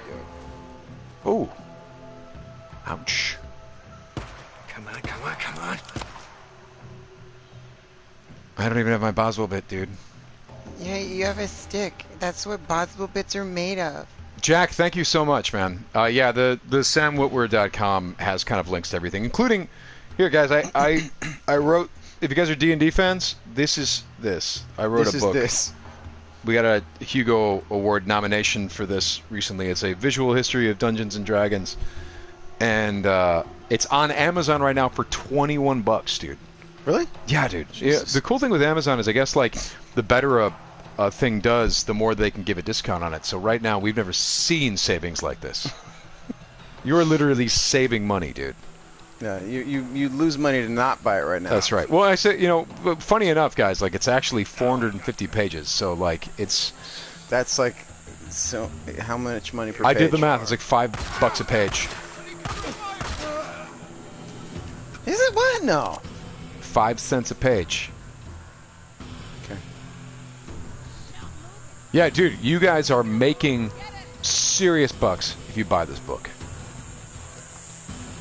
If you buy enough of them, you'll be rich. Dude, yeah. Well, if you sell them. If you sell them back for twice as much. Yeah. If you bought, let's say, guys, think about this. If you bought 10 books, sold every one of them back for twice as much. Last one, you sold for $1,000.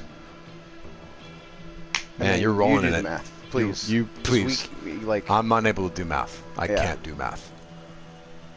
Oh yeah, this is the sin. This guy is like, yeah, no, exactly, right, yeah, sure. Hey, you're great and everything. Ow! Dude! Buster. God damn it. Yeah. Have a little fire, Scarecrow!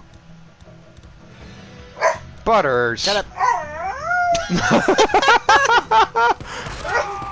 Oh, man, No. look at that. Look at that. Burn, you asshole. What? There's nothing even happening. What do you want, man? Seriously. Leonard, do you know what he's on about? Oh, what's going on? He's gonna do it again, isn't he? What? Son of a bitch. Who's shooting me? You literal son of a bitch. Yeah, well, it's true. He was born of a jackal, this guy. Yeah, so it's not a bad word, guys. Yeah, no, guys, it's like it's an anatomical term that means female dog. Anatomy. Anatomical. It's a medical term, guys. It means female dog. Medical. It's that is what we in the medical field call a female dog. Yeah. So yeah, Art and Arcana is going for a deal, and also, if I may say so, Crash Stone's album is a steal, bruh. Oh yeah, guys. Let's talk about a steal for a second. Crash Stone's album, one of those. Yeah, you're a thief if you steal this from me. if you steal things from me, you are literally a thief, dude. That person is going to get shot. Face-wise. Oh no, one shot. Oh no, did I kill you? I'm so sorry. Ooh, sorry. Oh, wait. Someone is... No, it's a person down there. See? Down there? Yes, they're close to their friend. But which one is it, baby? What is it? It's that one in the front that you weren't looking at I can't see him because of the one in the front, okay? Okay. Okay. Alright, here we go. Oh, man, come on. I got robbed. Alright, dude. Going in for possible bit. Using the possible bit. Come on. Deploying possible bit. Deploy possible bit. Oh, God. Zigzag him. Possible bit. That will teach you to fight a possible bit. Must have followed us here. Sons of bitches. Stay the hell off O'Leary Mountain. Alright, here we That'll go. teach him to stay off of a mountain. Yeah, so for those of you who are new to the stream, the stream always gets weirder as it goes on. Starts sort of... I'm new to this stream. Yeah, and it just gets weirder and weirder. Don't worry about hitting the road. I'm gonna be heading to my bike, deacon out. This is an infomercial. Yeah. Should have listened to the album the first time, 4 a.m. outside my window with a boombox. Good shit. Yeah, you have to find... Here's the thing, guys. Yeah, Neil Perry, But you want to hold up a record player. Yeah, because it sounds best on vinyl, guys. It's just warmer. It's warmer. And honestly, if you're... Here's the thing, guys. If a girl breaks up with you, that's definitely the way to her heart, is some warm vinyl on a boombox outside her window at night when she's sleeping. Yeah. Guys. Wake her up. Say, hey. Stalk her. Oh, that was God, all... that was your almost knee the health knees. went way down. Yeah, that was almost the knees. Everyone, guys, everyone, right now, close your eyes. Think about a girl that broke up with you. Okay, exactly. Now get your boom boxes. Now stop crying and get your boom boxes. And get her back, guys. You go to her house. It's 4 a.m. You find the scene for you. Whatever song either makes you feel something or you had sex, like in the movie, there was a song where they had sex the first time. That's the one that's going to get her back, guys. Every time, 100%. Love 4 a.m. knows. Look at that purple heart. Oh, damn freakers. That's right. If you ever want to get someone back. I mean, dude, you know what's funny is I feel like you could score Say Anything differently with a different soundtrack and turn it into a horror film. Oh, yeah. Yeah. Oh, Jesus. What are you guys doing even out here, okay? This is ridiculous. You need to go to sleep. Oh, God! Oh, this is possible bit. Don't... Come on, Soup. Get him. Oh, God. You're stupid. God, you're no, stupid. God. All right, here we go. Oh, they God. can run. They're fine. Oh, my God. All right, let's see if this... Run like the dead. Run like the Dickens. Run like Charles Dickens. Charles Dickens was an incredible runner. Oh, my God. As Okay. only someone who's heard that before would know. If it's not the freaks, it's the goddamn rain. That's Deacon, man.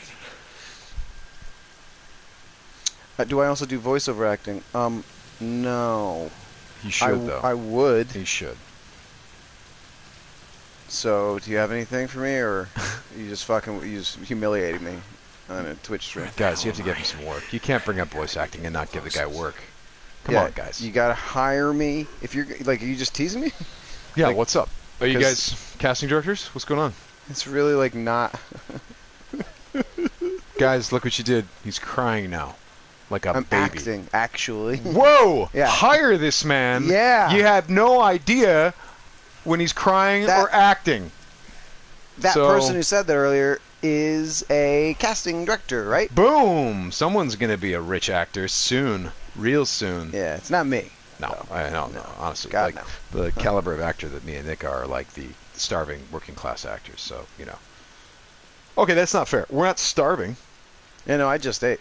And we're also not working. Yeah, and I'm hardly an actor.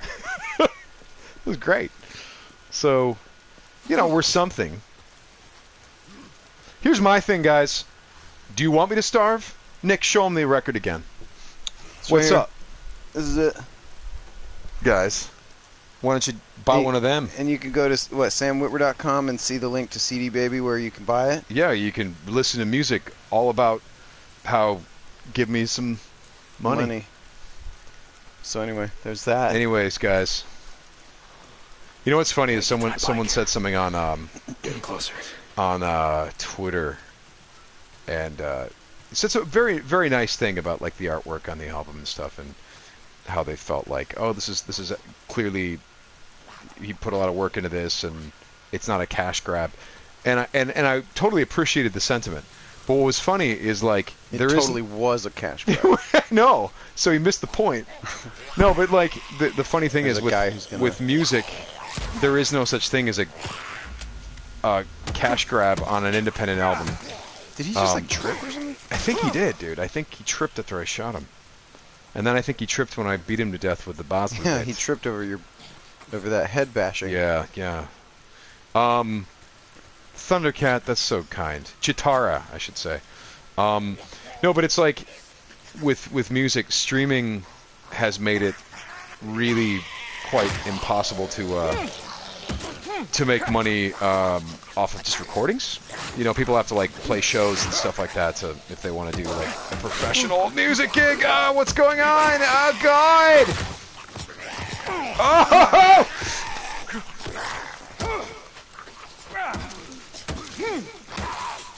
Turn around. Every now and then I get a little bit bad. Oh God. You're very patient. Oh! What did you stick into him? I'll pay the broken piece of baseball bait.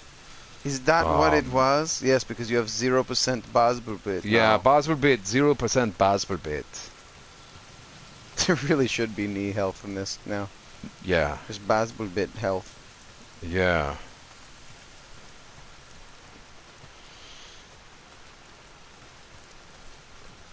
Anyway, yeah, to even though we just joked about it, the fact is there are easier ways to make money than to make an independent record when you have no label support or anything. Like, it's just...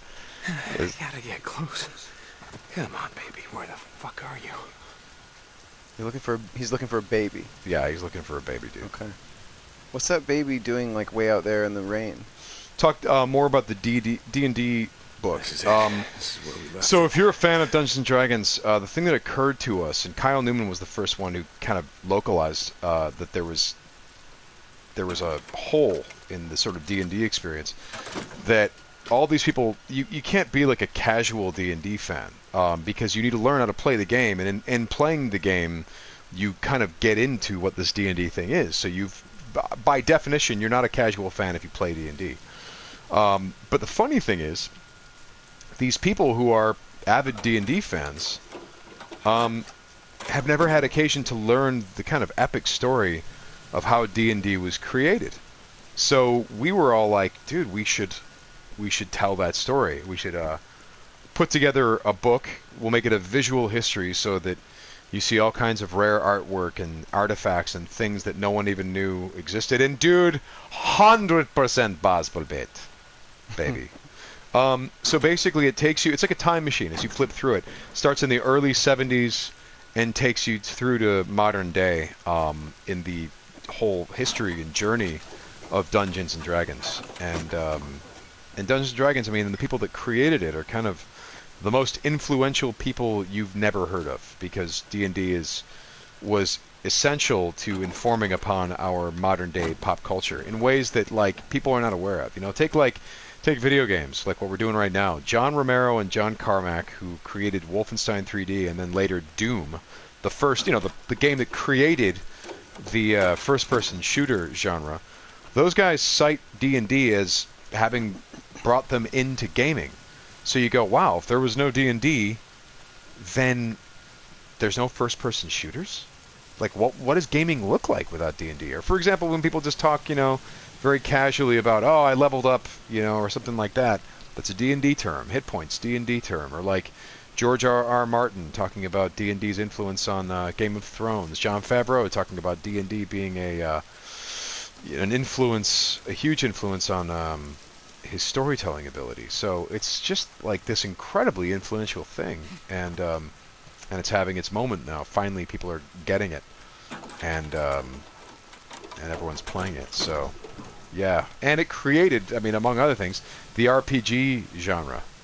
So I mean, so many systems in this game that we're playing right now, leveling up your skills, stuff like that. That's all derivative of Dungeons and Dragons. So this is why we felt like it was important to make that book. And by the way, it wasn't as simple as partnering up with Wizards of the Coast and going into their archive and just putting a bunch of pretty pictures up and telling a story. John Peterson, one of our team members, one of our co-authors, and there's me and 3 other co-authors, including my brother Michael Witwer. And John Peterson is like the foremost Dungeons and Dragons author. So he was like Indiana Jones for D&D, and he went off to the 4 corners of the globe hunting down artifacts and rare pieces of art, because Wizards of the Coast has an archive of stuff, sure, but before a certain year it becomes kind of useless because that stuff just scattered to the, you know, to the 4 winds. So it was a major archaeology process as well as a book writing process. So there you go. There's me talking about Art and Arcana, a visual history of Dungeons and Dragons, which is my book. And we just got a Hugo nomination for the book, so we're very excited about that. Extremely excited, I should say. So yeah, it was a lot of hard work, but I think that we did all right. Happy birthday to somebody. Come laughs with the 4 winds. That's right. Yeah, you get it. This particular thing, I did not do the mocap for. I voiced it, but you can tell on that one little moment. It really doesn't seem like your physicality. Yeah. God damn it! I didn't take your bike, man. I swear. I'm not gonna kill you. Stop running. You gotta ask Copeland. I don't know nothing. Hey, my bike. I didn't do I'm not gonna kill you. I'm just gonna bash your brains in. Boozer, you there? All right. Get your bike. Oh, thank you very much, Bob. Nope. Bob. Copeland's men got to it before I did. Oh, Head no. to his camp. Oh God, super Basbelbet. I don't like this. You were able to take that plant? Yeah, man. Cool. Tell us what's your favorite D&D character. Well, you know, I've mostly been Dungeon Master. So... God is my favorite character. Right. Oh, no.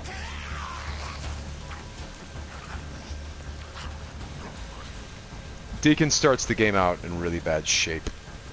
Really bad cardiovascular shape. How often do I stream? I haven't been able to stream a lot recently because of work and stuff. Oh, the RPG guys, yeah, on YouTube. Geg Wars, G-E-G-G Wars. Look it up on YouTube because I ran a game for the cast of Star Wars Rebels, an RPG game, and I dare say it's fairly entertaining. Freddy is an able Dungeons and Dragons / Star Wars RPG player. Yeah, that's where I'm headed. That didn't sound like you at all. That was me, dude. God.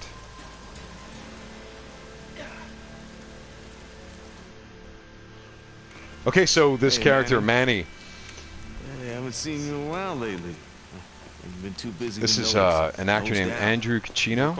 I think I've got his name right. Andrew Caccino. Caccino. Let me make sure I'm right about that. Well, either way, this guy plays Saw Gerrera on the Clone Wars, and he's also an incredible musician. Made all the grease monkeys. So yeah, dude, like this guy is real deal, and you know, we'd worked on the same show before. So yeah, there's a few Clone Wars actors that are actually in this game. Jason Spizak was also in Clone Wars, and he plays a character that we haven't met yet.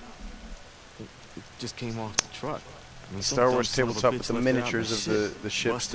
Sam and I played the Star Wars minis a couple times, 2-3 times, a few years ago. Well, a number of years ago. Yeah. And but it was a great time actually. Yeah, that was the old Wizards of the Coast miniatures game. I want you to check out the X-Wing game. I think some of them are. There's a whole bunch of Star Wars minis games these days. Okay. X-Wing is incredible, dude. You should check it out. It's awesome. When I said fool, what I meant was the fools that brought that bike in. See, they didn't tie that shit down thank you, properly. thank you. And Being Human was a very, very special project for us. Huntington actually did some background work in this game. Yeah? Some voice work, yeah. Yeah, I mean, you know what sucks is if I'd known John Garvin, if I'd known John Garvin like before we started working on this project, all of my friends would have been in this project because I have not tried out photo mode, Luis. Like I really want to. What's photo mode? It's you don't want to know. You don't want to know, dude. Here, you want to find? Here, should we try it? Photo mode.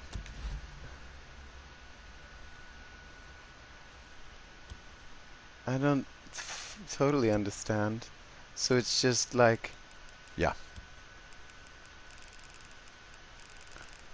Yes. Oh, you can focus on. Yeah, different it's like Instagram, but for my face.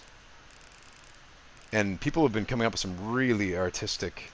I don't really know how to use it yet. I don't know what its function is. Really. Well, no, to make screenshots of the game, like really cool screenshots. Like for example, if I was good at this. So that's all it's for. Is just to make screenshots. Yeah. Okay. Like. Oh, I see. Okay, so up the brightness, up the contrast. I mean, Perfect. you can. There, we did it. Photo mode. But like it's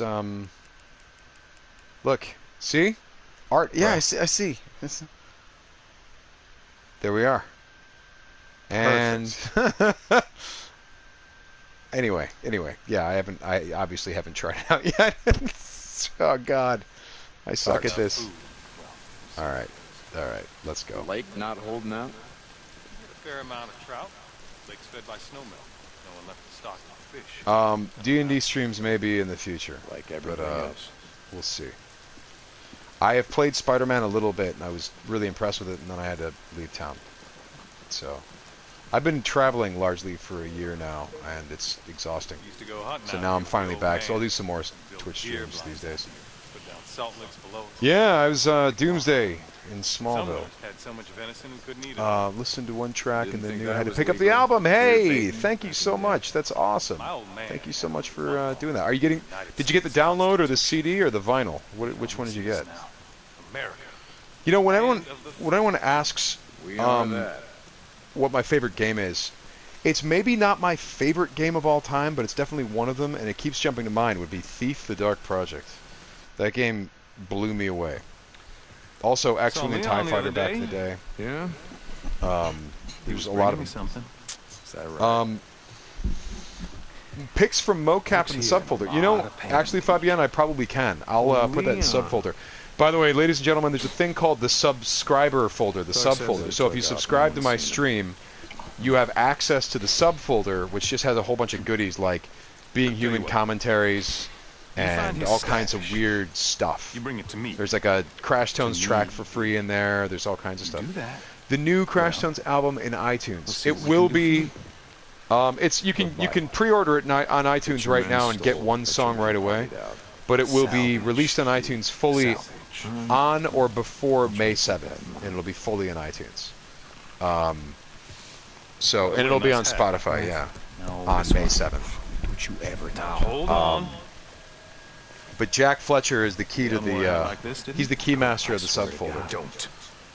Nick, what is your favorite video game of all time? Do you have a favorite game? This one. You think this one? It's this one. I'm here anyway. What do you got? Of all time. Now that's more like it. All-time favorite is this game that I haven't They even moved played into the radio tower west of O'Leary but Mountain. just watching Isn't that you. your backyard? You can tell. No, it's not. My But favorite. It's your favorite Take care ever. of Yeah. thought you might. No, I don't know. I don't really have. I mean, I play a lot of Call of Duty. Oh yeah, Crispin Freeman, brother. The guy that plays this character, Crispin Freeman, is the brother of Cassidy Freeman, who I worked with on crazy. Smallville. Yeah. Sorry, completely forgot to talk about that. Sorry, Nick, you were saying. No, I was not saying anything. What's SMR? Guns away now, are they? SMR. Not all of the Anal actors sucking. had their faces scanned into the game. Just a number of us did, but not all of us. Because some of them were really ugly. Yes, Deacon St. John. What's up, guys? It's like the Ewok village up in here. What's up? Yeah, Cassidy's a sweetheart. Liam Neeson. All right, here we go. I have a particular set of skills, and I will find you, and I will kill you. There's me and Nick have been working on our Liam Neeson impressions.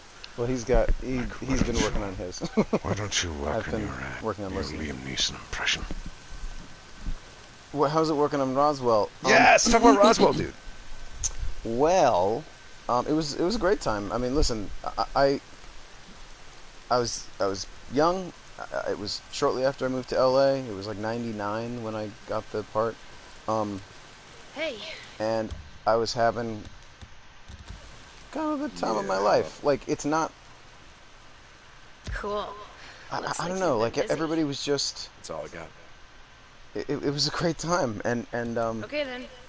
I kind of didn't know anything about acting really, even and in some ways I kind of wish I could go back to that because I just want to say knowing I'm sorry, some of the rules I didn't know. I now swear. is inhibiting. Any and, idea how much time I put into I'm that probably bike? technically It was a better drifter now, bike, but Manny. I know. I feel inhibited. I'll make it up to you. a I bit more swear.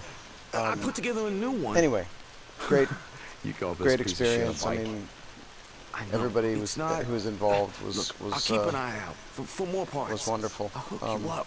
I feel like swear. there's got to Okay, be what more about my stories custom gas tank, Manny? than You know, the just one that I that got from general my thing, dead but I wife. can't You think of gonna any keep an right eye out now. for that But one it was a too? great time. Jesus, Deke, I'm sorry. I'm still Get the friends fuck with out of my way. I mean, I'm still friendly, I think, with everybody, but still hang out with some of them even. How was William Sadler to work with for both of us? He played Nick's dad on Roswell, and he beat the hell out of me on The Mist. Yeah. I will say this: Sadler, upon request, I mean, while he did beat me up on that movie, he also made up for it by doing the voice of Death from Bill and Ted upon request. So I could say, Bill, he'd be like, "You have sunk my battleship." Yep. Which was amazing. Yeah, he's pretty he's not shy about that. He had a lot to do with that character being what it was on Yeah, there's a story about that, him getting that role, right? Yeah, he was. I mean, it's maybe not my story to tell, but I'll tell a little bit of it because I think he has told it before.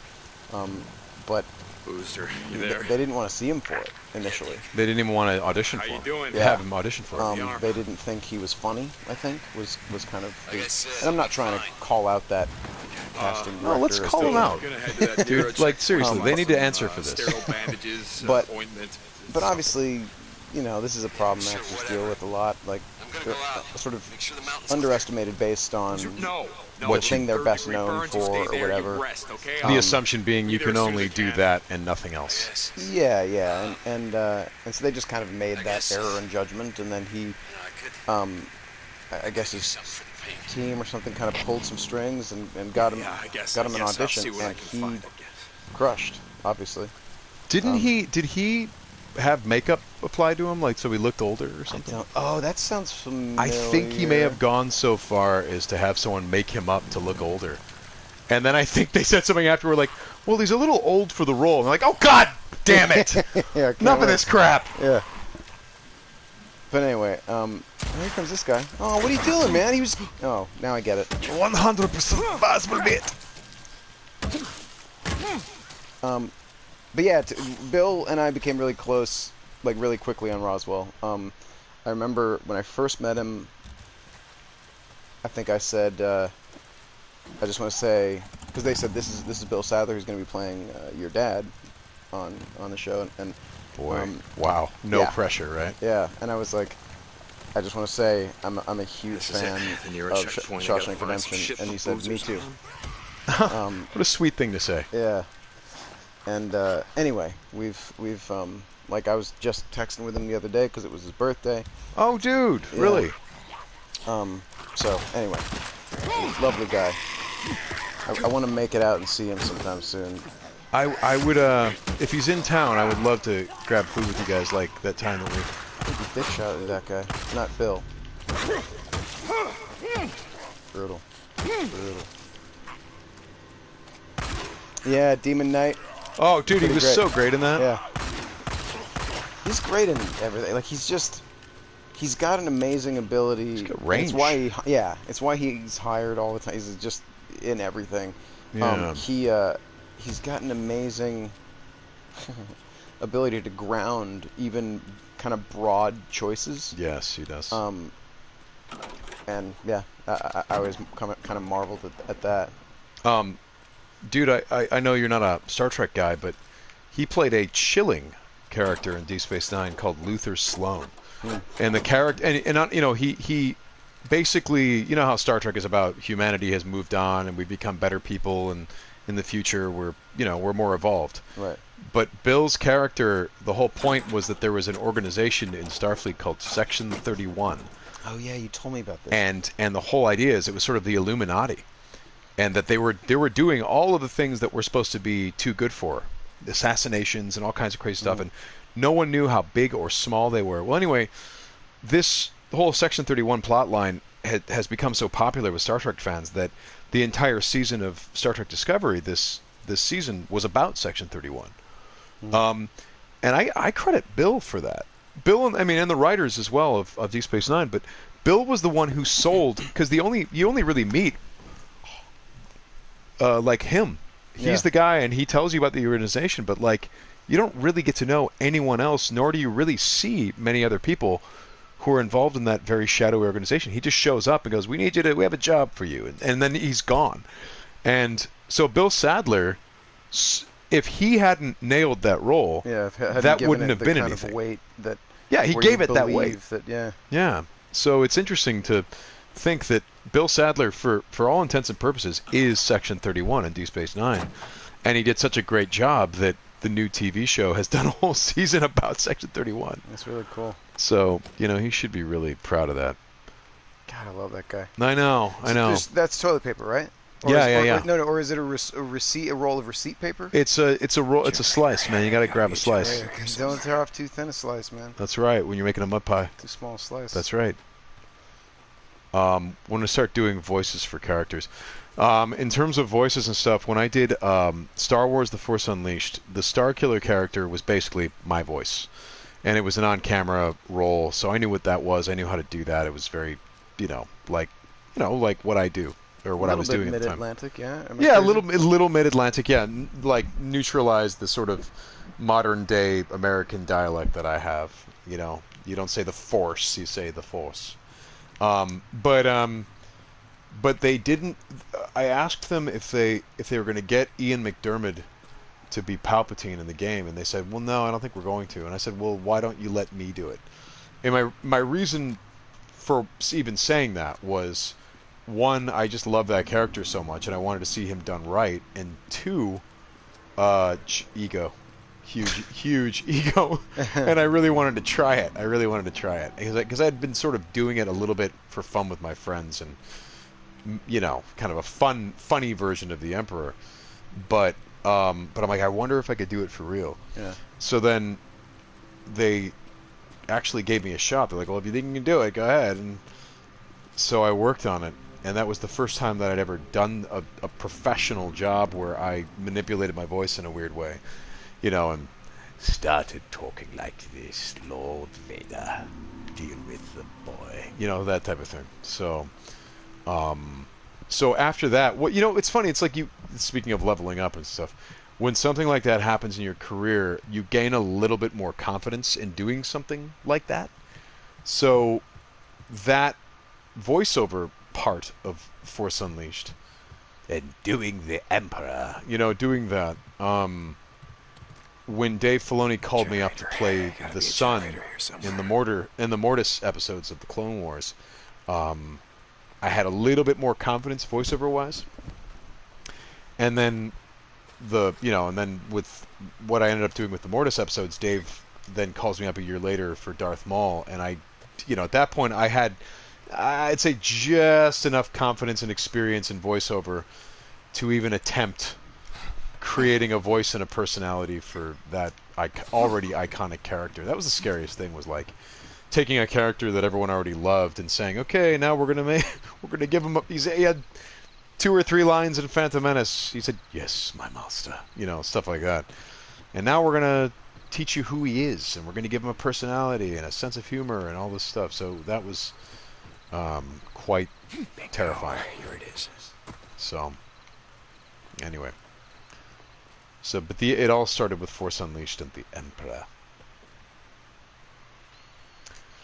Yeah, the Mortis episode, I mean, dude, I was shocked when I heard what George Lucas was thinking and what he wanted for it, because they told me, well, you're going to be playing the dark side of the Force, so that was scary.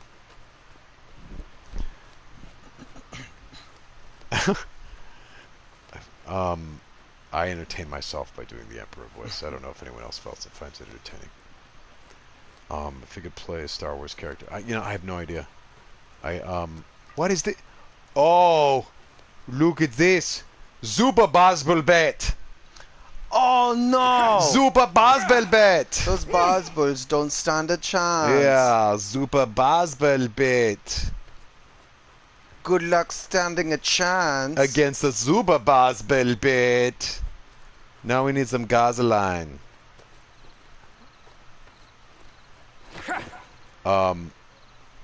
Did I work on 1313? I don't think I did work on 1313. I've worked on some Star Wars stuff that didn't come out, but it'd be great if you had knife health to, like, it's just everything you have has health. Like your shirt health. Well, some of it kind of does, actually. The weapons do. Yeah, I gotta get a new leather vest. Vest health. Oh, rag look. Hanging out of my back pocket health. Stool health. That's a different thing. Right on, Splattercat. Take care of business. They gotta take a shit? Yeah. It really would be great. It's just people. All right, I'm gonna take a shit. I'm out. Like, okay. Thanks for telling us. Thanks a lot. When it comes to any Star Wars work that I have lined up, I am not at liberty to say. It's that simple. But ask me and I'll tell you. Yeah, Nick will tell you. I didn't sign an NDA. That's true, and man. He tells me diplomatic immunity, bro. No one can tell me what to do. Come on, you son of a bitch! You better start. We gotta find some gas. Bearded 100%. Beard health is low. I have to That's sleep pretty and let good, my Danny. beard heal up. It's yeah. Every time I shave, my beard takes a hit, but then I can let the beard heal. Craft. Oh, dude, that's awesome. I hope your brother enjoys it. Force Unleashed was great, yeah. I really liked that game. That's my favorite game. It should be. This is my favorite game. That's that was my my favorite game. Eat that jar of pickles or whatever. No, Okay. man, it's poison pickles, bro. Yeah, but Poison they're pickles. Where's the gasoline? Oh, wait a sec. Wait, they would be in the back of this thing because it's a tow truck, right? Or what is it? I found it. Gasoline. Give it to me. Can of fuel.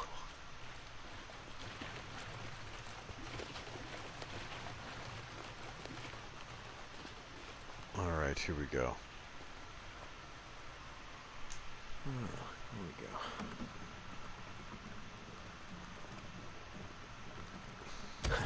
Good. Okay.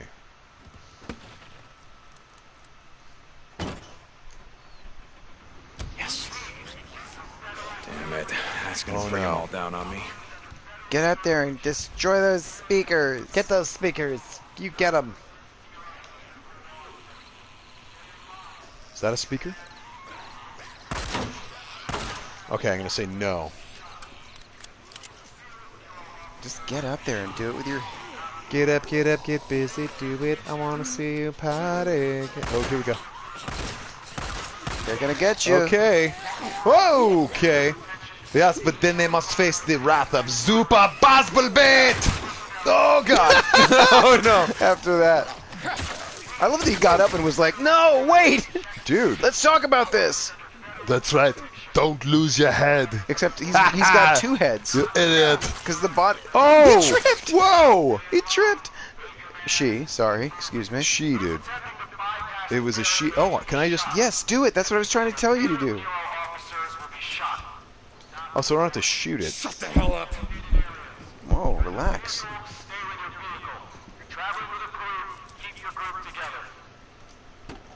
Wee! Okay. I don't know how you cutting the wires means I fall off, but we... Get up, get busy, dude. Oh! Knee health. Knee Low. health. Sterile bandages. Where the hell would they keep this shit?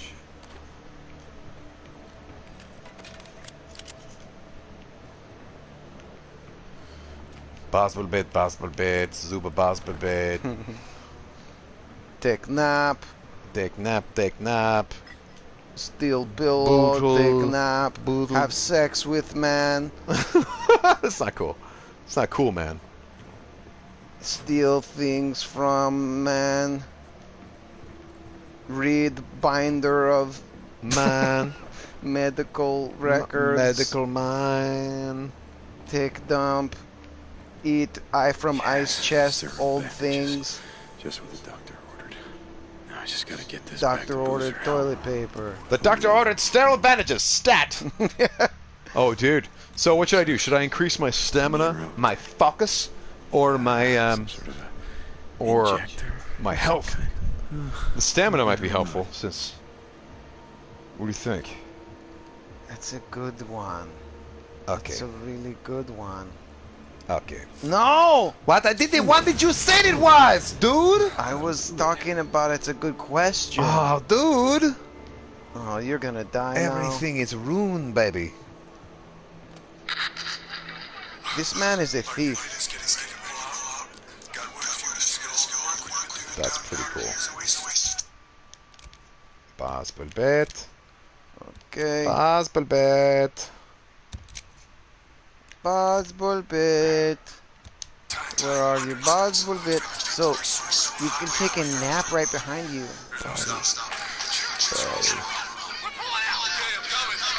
Oh, Poppy Dog. Oh, God. Wise choose. So Should have apparent. out with your friends. Oh, Tommy Wiseau. I guess we're talking like Tommy Wiseau. Whoops. I did not hit her. I did not hit her. It's not true. It's bullshit. I did not hit her. I did not. Oh, hi, Marv. What do you got? So you can take a nap. Yeah, I think I should. 'cause- Yes, 8 full hours. We leave it. Just gonna close my eyes for a bit.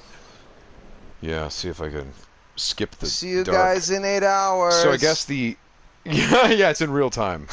Okay, everyone lay down. Take a nap. Any advice for someone looking for some auditions? You know, I would say make sure you're prepared. Don't be in a hurry to get into the audition circuit because they remember two things. They remember when you were absolutely brilliant, and they remember when you were terrible. And if they do, yeah, dude, I'm so sorry. Yeah, dude, I'm sorry. I meant to tell you. And they remember every time that you have been terrible. This is a bad day, guys. No, it's fine. Look on the bright side, man. I could always kill myself. That's right. Death comes for everyone. You know? So, you know, this isn't going to last that much longer, dude. Knowing me, I'd fuck that up. You might. And then, guess what? If you mess up your suicide attempt, you could seriously damage yourself and wind up in much worse condition. Ah, Basel-bait! That to look forward to. Okay. I love this super Basel-bait. Hey, hello. I have a Basel-bait Don't for leave you. without killing me. Oh, God. Ow! That's right, yeah. I wish they would say ow. Well, it's implied. It's subtext. Oh, God. Okay, tell you what. Don't want to deal with you guys. Come on, stamina. You're supposed to be all... Oh, they laid down my bike? Okay, let's see if we can pick it up. Pick it up. Oh, God! See you, sucker. Up. Yeah. Alright, here we go. Loser, you there? Hey, loser. God damn it. Hey, loser, you there? Sometimes. Answer me. He's not picking up. Where the hell is he? Do donuts. I don't want to do it, donut. When you get to the tower, our radio uplink has been shut down. I'll pay you to restore it. So these men, you know them, because shutting down Radio Free Oregon seems kind of personal. Oh, dude, drifting is awesome. It used to be a part of my camp. Seems they didn't like the rules against stealing, raping, murdering. Oh, jeez. It takes things like me, really just hard. tired of listening to your paranoid truth, your bullshit. St. John out. Uh-oh, Wolf. Nick, what is your advice for getting into auditions and stuff? What's your take? For getting into auditions? I don't actually like, know. I mean, or preparing look, they generally don't happen unless you have an agent. Yeah. And while I recognize that this is easier said than done, my advice is to find someone who believes in you. Yeah. That is always more valuable than being with the biggest agency, or And take it from me. I tried the biggest agency, and it's way too easy to get lost in the shuffle when you're working with, a giant company. And their expectations are higher for your, like for how often you work and stuff, and but mostly just having someone who believes in you. Now that, I'm skipping some steps, I guess, because you've got to, like, either take classes or, you've got to destroy your bike. Yeah.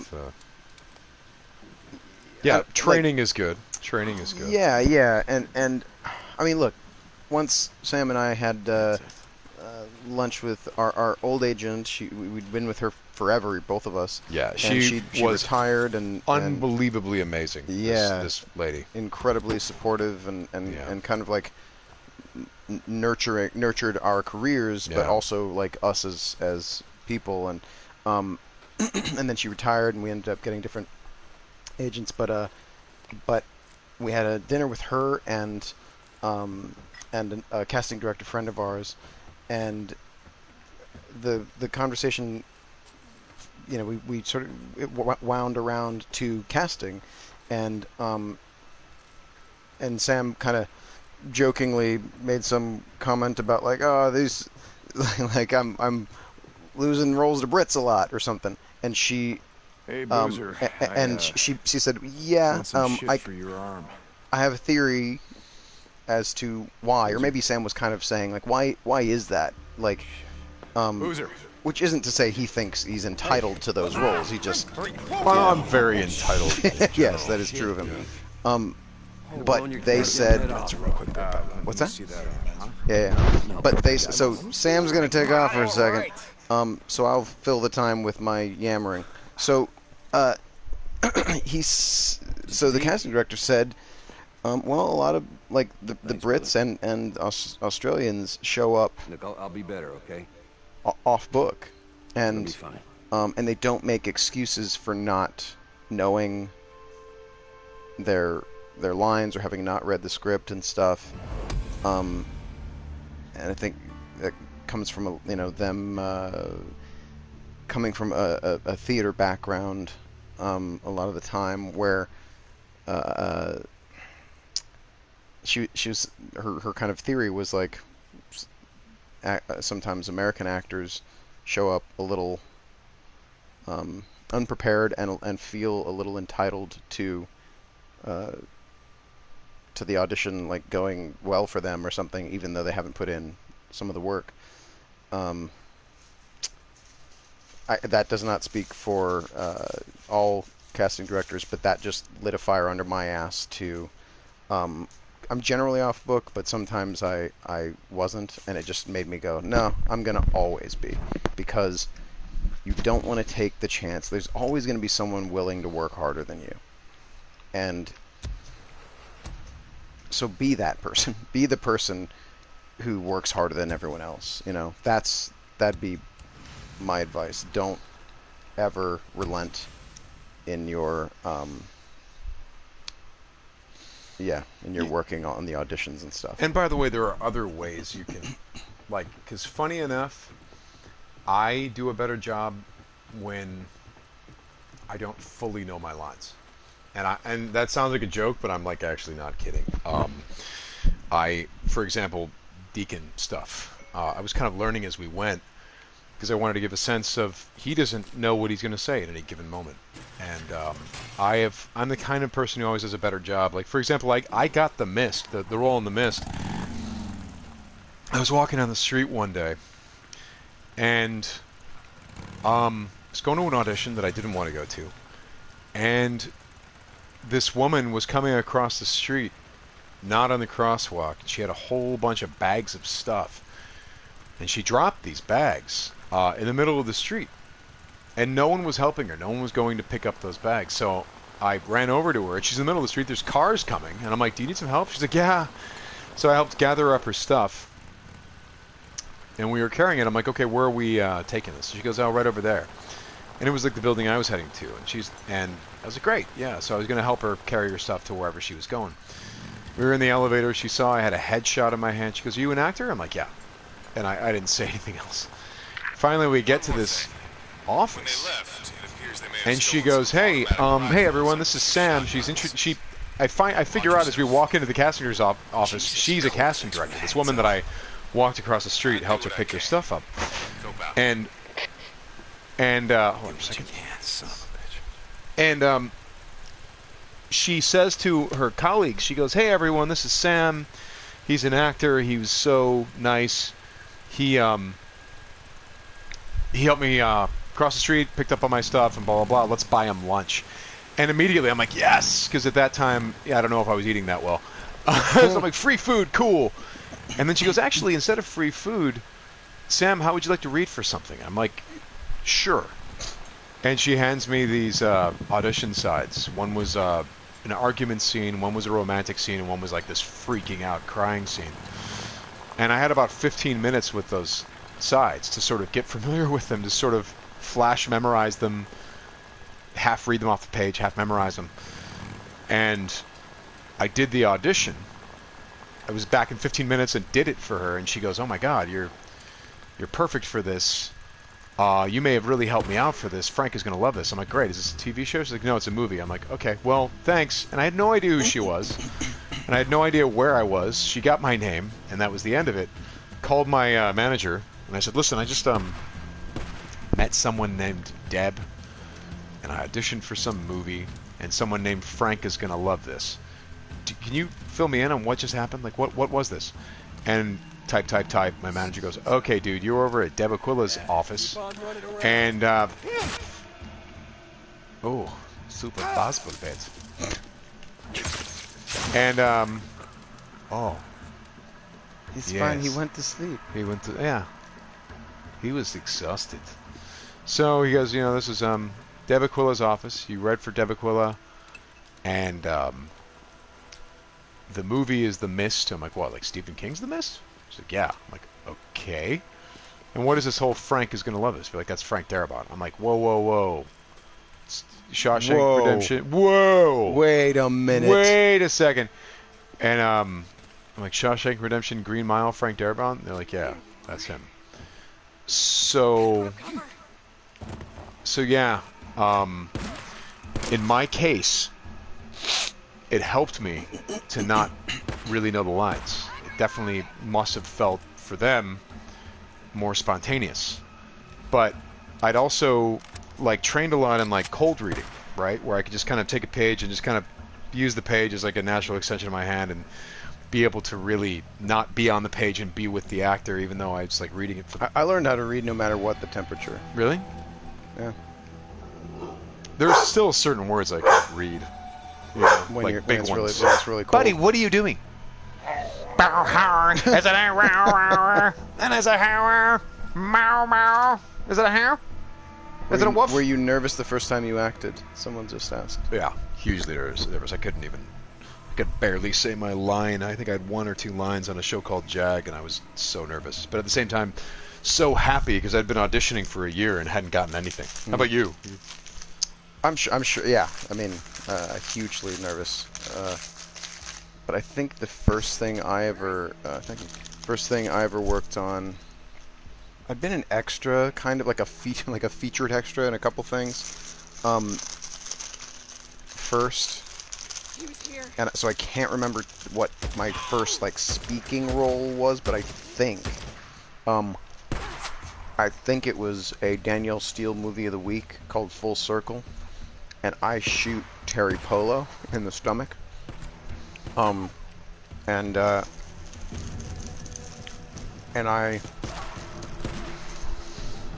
think I had a line or two there, and I was nervous as fuck. Dude, and it's interestingly, when I worked on that, the director was a lovely woman named Bethany Rooney, and she ended up directing an episode or maybe more of Revenge, and she was lovely to me on that and gave me her card and said, let me know if you need any help or whatever. She just basically offered to be like a connection, and that always touched me.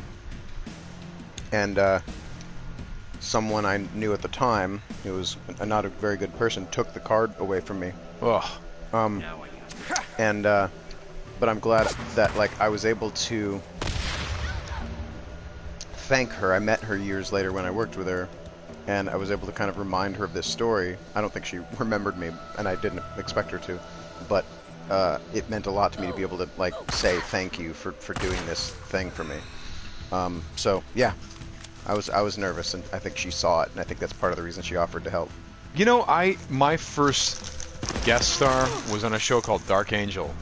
And the director did the same thing for me. Gave me his information and was like, hey, if you have any questions about the business. You know what I'm realizing, Nick, is that there's so many things that can go wrong for a young actor, and so many people that can lead young actors astray. Those directors were lending if we were older or more experienced, there wouldn't have been any need. But it's the fact that you and I have seen a couple things and been told a couple things from people that wanted to take advantage of our ignorance, because it's such a mysterious business, and very easy to say to someone who doesn't know the business, well, it works like this and it works like that, and you better listen, but it's, I don't know. Yeah. Well, yeah, and it really says a lot about that person that they would offer to help. Yeah. Someone starting out. Yeah, yeah. Even if it's just a phone call or two, just like just asking. offering to give advice or something, or like just that is huge. I would say in your early auditions, it behooves you to know the material cold, so that you have a command of the material. I mean, I think when I keep saying like, oh, I'm really good when I'm not really prepared, I'm like, yeah, but I am prepared though, because I've been doing this for 20 years.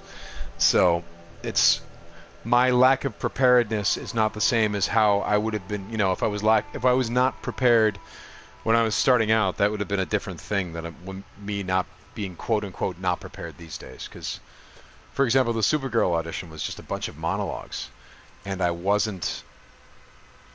I honestly looked at them for the first time an hour before I went in, and I can only do that because I'm fairly experienced at this point. So yeah, I would say I remember in my early auditions I definitely really drilled the hell out of it to make sure I knew what I was doing. But definitely, don't drill it so hard that you go in with a plan. Try to leave some room to surprise yourself in the audition. Oh, look, it's another baseball bat. It's a super baseball bat made of a knife, which is a sharpened baseball bat. So that's great.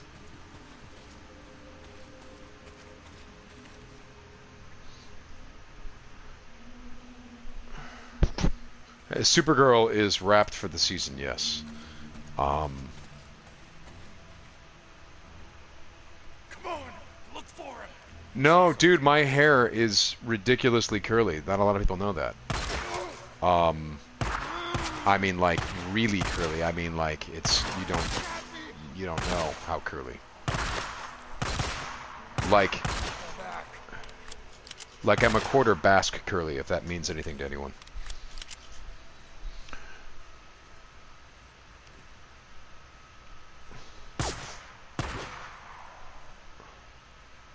Super baseball bat. Okay, here we go. Here you are. You gotta stop. Oh, hey. That's the last of them. Jesus, Cope, how many men have you pissed off?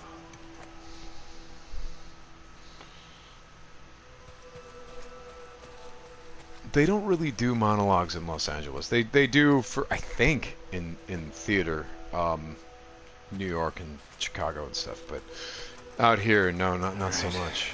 This has got to be the generator, but it's been shot to hell.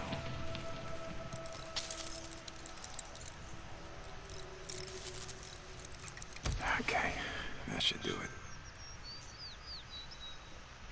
There we go. Drop it! If you had bullets, I wouldn't be breathing now, would I? How many years did we work on Days Gone? Please, I was on this project for, I think, just under 4 years. I don't shoot women if I have a choice.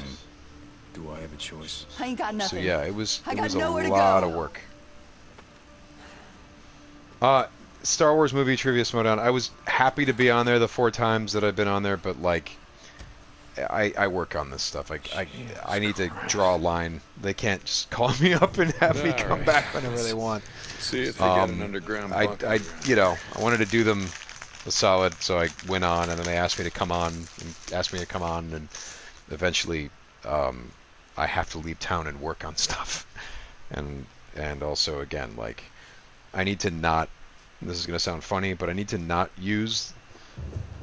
And it's going to sound funny having done Star Wars voices throughout the stream, but I need to not use Star Wars to just sort of benefit myself. You know what I'm saying? Like, that's not really the best way to treat the property. Like, the way I'd like to think about it is I'm here to do Star Wars work when Lucasfilm calls me up and needs me to do stuff, which has been fairly constantly for 12 years now, and I have a lot of respect for them, and I have respect for our relationship. So I just...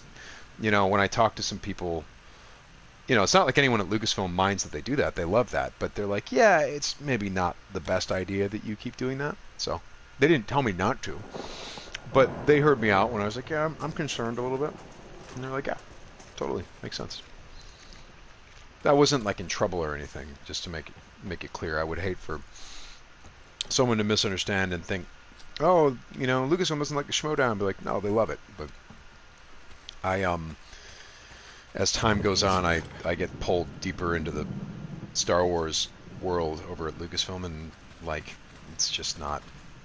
I can't belong to the Schmodown, if that makes any sense, you know. This is Days Gone, new PlayStation exclusive game, and it stars me. It's that guy. This is Tetris. This is Pokemon. I don't want to be... No, of course I want to be. I want to be typecast in anything people... I don't care about typecasting. Let them typecast me in Star Wars stuff. That's fine. I'm just trying to be respectful of my relationship with Lucasfilm.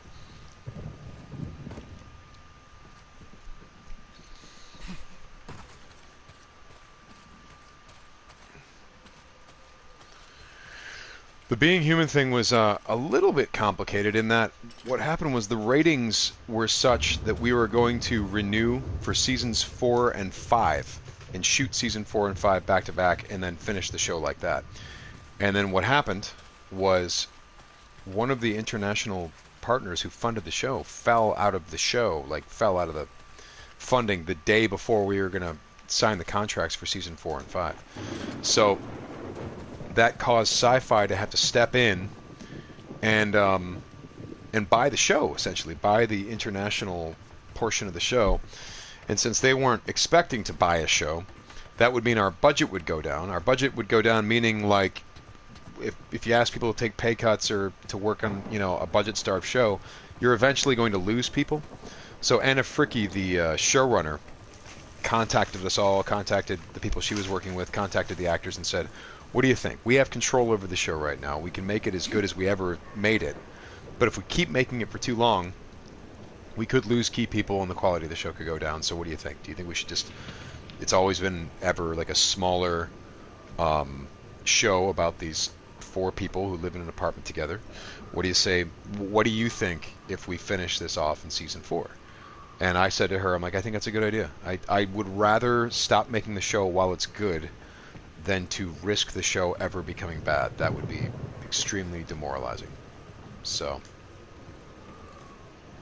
yeah, that was the whole story. And it's as unlikely as that sounds, but that is in fact what happened. And again, it was a small show, so it sort of made sense that that's how it was going to be. You know, I think I'm going to wrap up the stream in about 15 minutes, guys. I think. But, yeah, happy to answer questions and stuff.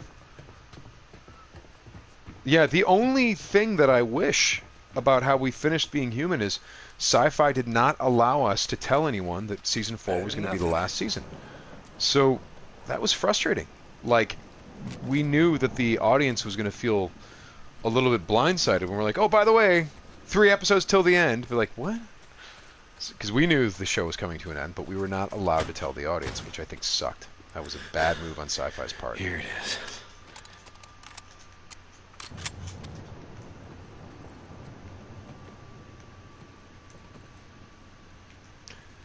See you later, Maka. Yeah, Being Human had some good music on it. I got to slip a couple of Crash Tones tracks in there. Why so serious?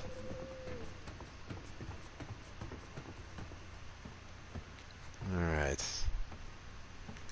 Do you like being Supergirl? I love being Supergirl, dude. Oh, it said in her. I mean, not like... Oh, God. No. I actually didn't mean to say that. This is going south. I actually did not. I meant in... What do they got here? The show. The show. Yes. Wow. How long was I working on the album? Dude, okay, so I started kind of messing around with making the new Crash Tones album shortly after the first one, which was, I released that 14 years ago, I think. But then it was always like a back burner project, like something that I would get into when I had time, and then I would be working, and then I would lose track of it, and then get back to it a little bit. And so it was basically this. Super Bastelbett. Yeah, super Bastelbett. What's this? How to craft it. So basically, like, I think it was like, and Nick can tell you this, like about 2 years ago. It's probably nothing. Sounded like bike. I think it was around 2 years ago that I was like, I started looking at where the songs were, because I had all these half-finished songs. Climb the tower, see if I can see anything. And I think I said to Nick, I'm like, dude, this is ridiculous. I'm never, ever going to finish this album if I don't make it a priority. So a little bit less than 2 years ago, I started busting ass on it, like really working hard on the album. And so while all of those songs, in Revenge of the Crash Tones, which is the album we're talking about, all of those songs, I started writing them at different times in the last 14 years. I finished writing them all at the same time. So there's a little bit of a common through line on all those songs in that they were all finished at the same time. So yeah, it was a lot of hard work. I will tell you, like, because I wanted to do everything. I wanted to produce it. I wanted to produce it and mix it and do everything myself. And that's always a great idea. But the fun of it was just like, if there was an 80s part coming up in a song, researching how they recorded in the 80s, or a 60s part, like researching how they recorded and achieved certain sounds in the 60s and trying to duplicate that with modern tech. So I really wanted to up my game. But yeah, if anyone's interested in the music stuff, here on the Twitch page, there's some links that will point you toward the vinyl version with the MP3 version, or the CD version of this new album. Or you can just go to samwitwer.com and it'll point you toward it. Hey, Deke, you okay? You don't sound like yourself. It's nothing. You know, I just let this drifter get the drop on me. Lucky for me, she was out of ammo. Thank you, Jack. You let her go, didn't you? Okay. Yes, I let her go. One of these days, Deke, that code of yours is gonna get you killed. Coat? Mm-hmm. Yeah, well, something's gonna do it, right? Does it matter what? Deacon out. How did I get to audition for Agent Liberty? I don't know if they called me up to come in and audition, but they had me in, and it was just a bunch of monologues with the character opining about things that he would opine about in the show, and the people that were there were very, very kind, and yeah, it was. You know what it was? It was like taking a bunch of monologues that could be read, and some of them you could have taken them in a sinister way, because you were aware that they were auditioning for their new villain. And my take was, I'm just going to make them sound as reasonable as possible. You know, all this awful stuff that he's saying. We're right. Someone's on the mountain. I see smoke from their campfire. Son of a bitch. I knew I heard something. Where are they? I'm gonna head out there. Unstable around the nests. Yeah, I was working on that. What was that? Unstable around the... Yeah, when it comes to burning out Freaker's nest, Deacon starts losing his mind a little bit. Yeah. Yeah. I have met George Lucas and Mark Hamill. Try to stay awake in case they head your way. Deacon out. I haven't met them. When I was working for George's, Clone Wars, I got direction through Dave Filoni from George. I also got a nice letter when I got I got an Emmy nomination for Darth Maul, so I got a nice letter from George Lucas congratulating me on that, so that was cool. And Mark Hamill I met at a Star Wars celebration. Yeah, come on, keep going. Almost there. Anyway. Yeah, I didn't personally make this. I mean, I worked on this for 4 years and stuff. Shot a bunch of mocap and did voices and stuff. Nick, would you want to do video game stuff? Is that something you'd want to get into? You mean like to do voice work and stuff? Yeah, or mocap, or like. I'd gladly do all that. It would be it's especially as a game like this where there's just I mean they're basically all becoming this mocap it captures so much of your physicality, so much so that we could tell that one moment wasn't your That physicality. wasn't me, yeah. You Yeah, know? the neck, like the body language is Even different. the way your hands went up by your head Mhm. and the way he scrunched his face, Yeah. I was like, that's not quite Sam. That's interesting. Yeah. And then there was another thing where I was like, oh man, they got your walk down. Like, and you were like, oh, I don't even I didn't notice know that I 'cause did that's that, yeah. That's just me. But it's the way you swing your arms and stuff. Like, I know it. So, yeah, that where they can kind of really capture your physicality and whether it's my likeness or not, it doesn't matter as much to me. And I think it'd be kind of cool if it was, just because it's fucking cool to play as yourself in this thing. Yeah. But yeah, dude, I'd love to do it just because I think there's a lot of cool story that happens in video games. There's a lot of it reaches such a wide audience. Some video games are more cinematic than a lot of movies I've seen. Like, so there's just a lot of cool shit. Good reasons to do it. Yeah, you know, it's video games as an industry have become, you know, there's more money in them than there is in movies these days. It's crazy to think about. Things have changed in the entertainment industry in a big way. Booze man, you were right. They set up along the railroad tracks. Kill every one of those sons of bitches. Oh, dude.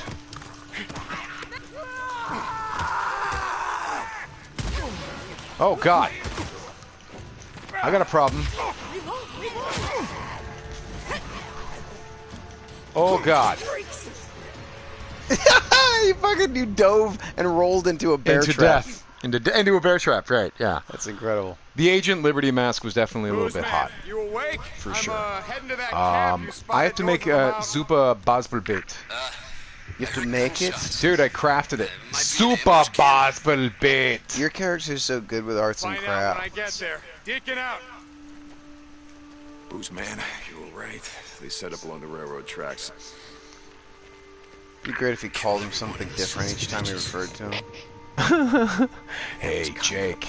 Deacon out. No, I mean like Ozzy, it's me. Philip. Jordan. Hey, Jordan, it's me. What? That would be funny too. I just meant like another stupid nickname that has something to do with booze. Hey, alcoholic man. Hey. Hey, dude. Oh, shit. That's just this scene where the guys are coming for me and I set the trap for them. And I'm like, look out! Yeah! Oh, yeah, jeez. that's right! Yeah! Yeah!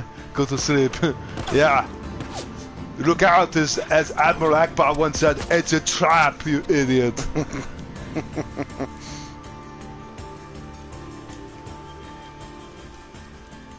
Where's my Super Basbelbait? Dude, that trap part was pretty... That was satisfying. Now I'm out of bullets, but it was satisfying. Yeah, if you guys like the beard, they nailed, because I did a beard in Being Human, and this is exactly how it looks. So I'm proud of those guys. We're looking for more men who can handle themselves. Gotcha. You don't gotta be alone no more. Come on.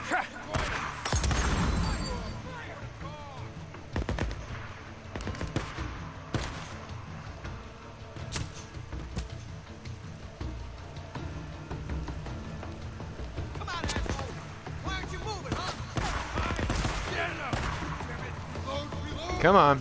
Damn it. Okay. Come on, come on, come on. Walk into the trap, come on! Do it, come on! Kill me, I'm here! Do it! Do it now, come on!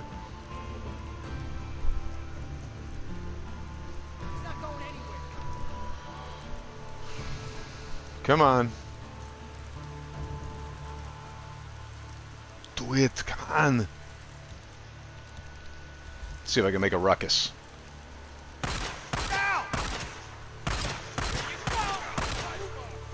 Uh-oh!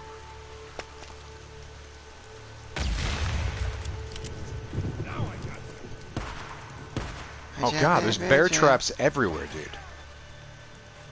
Are there bears everywhere? Dude, there must be. I've got to imagine this place is lousy Crawling. with bears, man. Are there freakers coming in there? They're fighting freakers, dude. Dude, perfect. Look at this, Nick. Yeah, but look out, because not only are these freaks, but there's fire, and then you look out. Is what I'm saying. Oh, I didn't get him. Yeah. He's fine. Yeah, my aim's off. Uh-oh.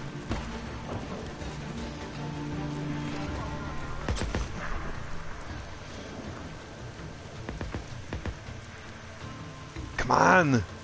Do it, I'm here. Kill me. Yeah, brother.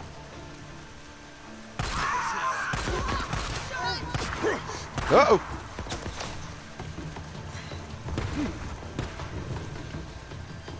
Watch the bear traps.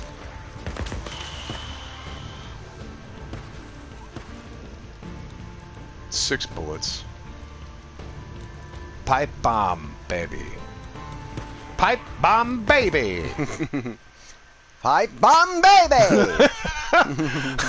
The pipe bomb is a little pipe bomb. The pipe bomb. Blow up babies, yeah. Pipe bomb, baby. Pipe bomb, baby. Pipe bomb, baby, pipe bomb. Oh, look at this. Oh, that's right. Yeah, yeah. Look at you. Look at this. Yeah. That's pretty brutal. Super baseball bit. Yeah. The pipe. Oh, that's a trap that I set that I would walk into myself. Here's a little pipe bomb. It's a oh God! No, I hit my. That's amazing. That's amazing. That's great. That's great. Pipe bomb. And this is a friend's dog that I'm looking after. Captain Tap Tap. Little tapper. He's a tapper. Hi, buddy. Booze man, you awake? I'm heading to that camp you spotted north of the mountain. I heard gunshots.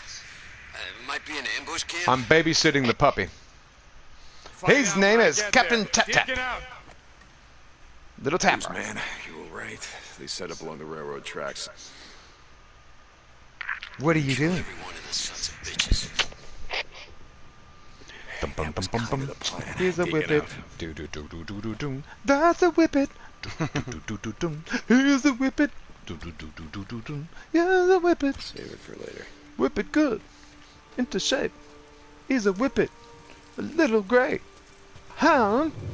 A whippet.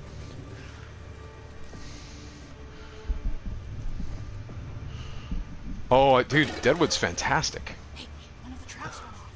Yeah, because there's a trap. Idiot. Oh, God. Why's that guy screaming? I don't know, He man. must have walked into a trap. It's a trap. No, don't. Oh, buddy. What the hell is he doing just running around like that? Yeah, that's right. Super baseball bat trap. Okay. Uh-oh. Yeah, bum bum bum bum. Bum bum bum bum bum. When you've been you're a whippet. No, no, no, no, no. Here's a whippet. Whip it good. Into shape. Baby kind of drug. Here's a whippet. Kind of dog. Here's a whippet.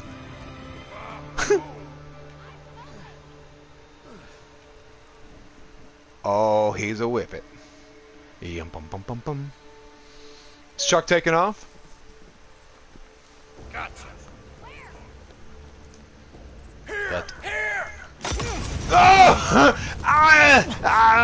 It's fine. It's fine. That was bad. That was okay. That was not to plan.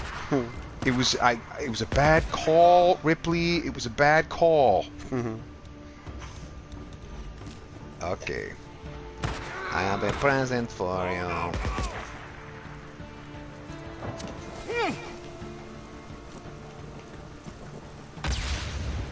Oh!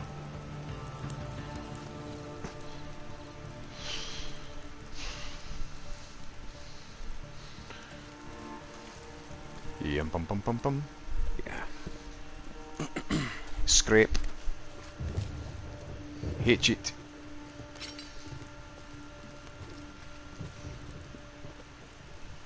That's all of them. Yeah. I'm Ben Lockwood on Supergirl.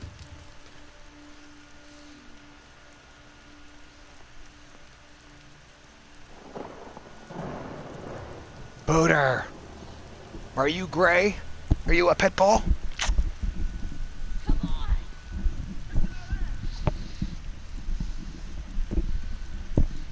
What are you doing? Alright, I think I'm going to clean out this camp, and then that's going to be it for the... Oh! Everything about you is pain, my friend. Oh. I got a use for you. Oh, Jesus. Okay.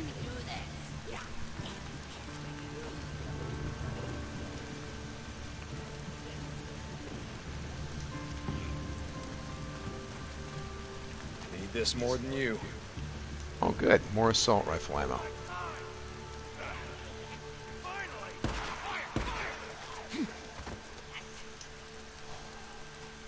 What was the biggest movie role that I've turned down? I will tell you right now what that is. You guys can look up the trailer to this. You need to see this. Oh, that. The funny thing is, I thought you were going to say, like, no, I haven't fucking turned down a like Oh, a sure I movie role have. of... Sure I have. Yeah, I objected to the content. I thought it was a... let's just say it's called The China Salesman. We're not even going to talk about why I turned it down. I will also tell you, I was offered more money than I've ever been offered to do anything ever in my life. And it was at a time where I was kind of hurting for money. So, yeah. You're welcome, America. Yeah. Also, and so my answer to that is the same. Is the same answer. Did you? Oh, that's right, because you got offered it after me. Yep. When I turned it down, Nick got offered it. So we were both good Americans, because this was kind of it was a little bit of a Chinese propaganda film. At least it started that way. It turned into something different, and I can't wait for you guys to see the trailer, because someone's going to dig it up, because it's out there right now. And it's funny because, they're like, dude, just take the money, and no one's ever going to see it. Just take the money. I'm like, I don't know, man. I don't like this. Yeah, let me tell you something right now. Tyson and Seagal were not in the movie when I read it, or when they wanted me to do it. So, just saying, man. Always be careful. How did you avoid that? Maybe it wasn't up. Watch yourself. You don't want to step on yourself. Sometimes when they offer you a job, it turns into a Mike Tyson, Steven Seagal vehicle. Just, sometimes that happens, guys. Oh!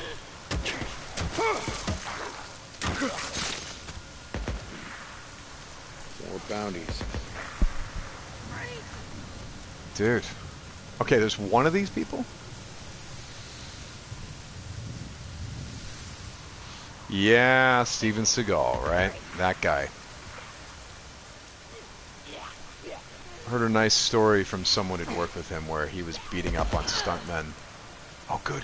Yeah, shoot her. That's the last of them. Oh, cool. The Freakers finished them off. That's awesome. Yeah. Here's a whippet.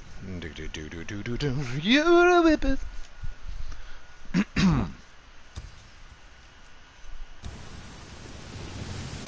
Alright, once this clears out, I'm gonna save it up, and then that's that. Yeah, Is a fake and a liar. How come he's not touching a flame? They won't be doing any more killing on O'Leary Mountain. Good. Deke, I should have been there to help. Just rest up, Booze Man. Rest up. We're riding north as soon as your arm heals. You got that? Yeah, I hear you. Boozer out.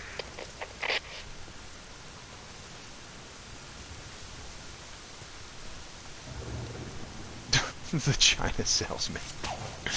And by the way, Nick, how many times did you and I pour over that script, being like, maybe if I just read it enough, if I read it 5 times, it'll turn good.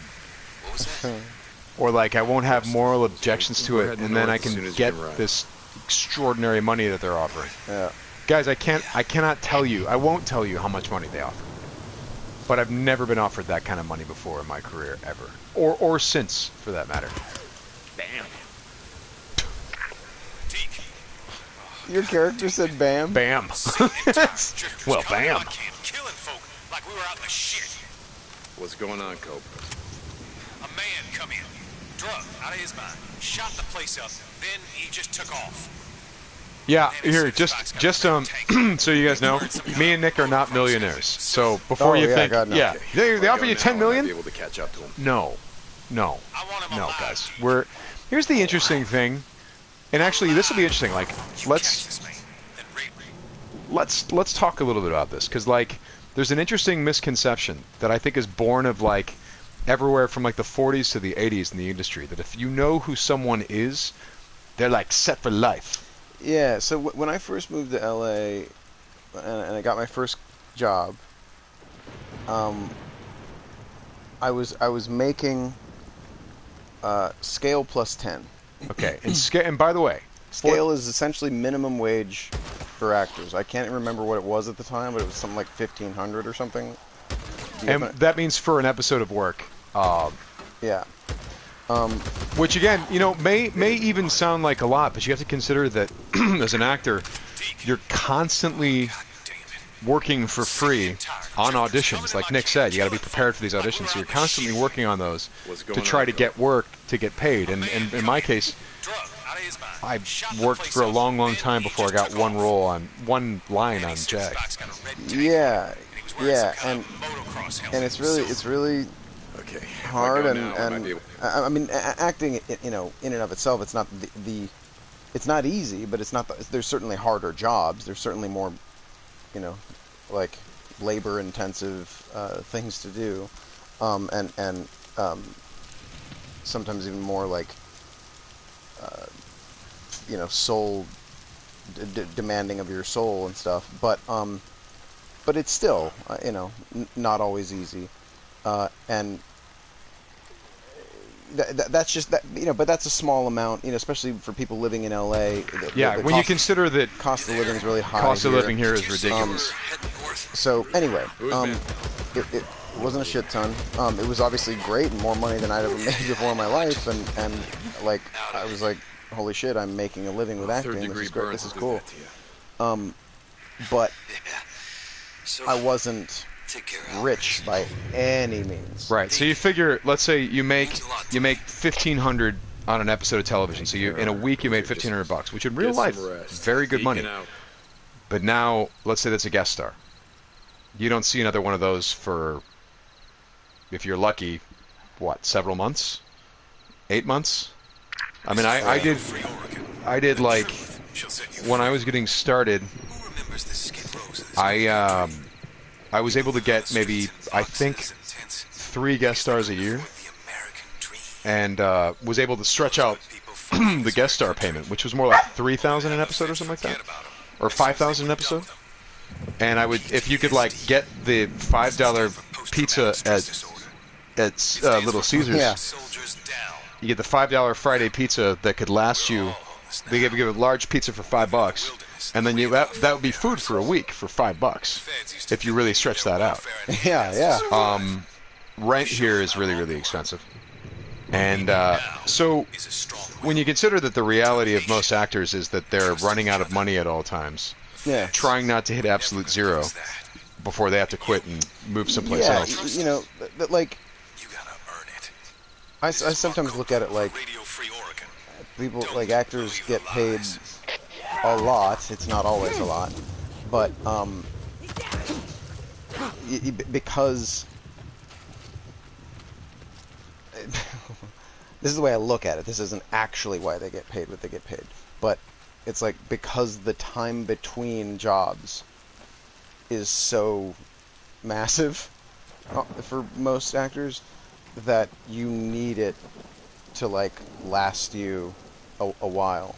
And even when I look at it that way, pay was not great, especially early in my career. Right.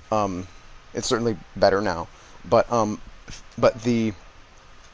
so to his point, my first job that I ever got, my first like kind of series regular, I once saw a bus go by with my face on the side of it, on like one of those ads, and it wasn't massive, but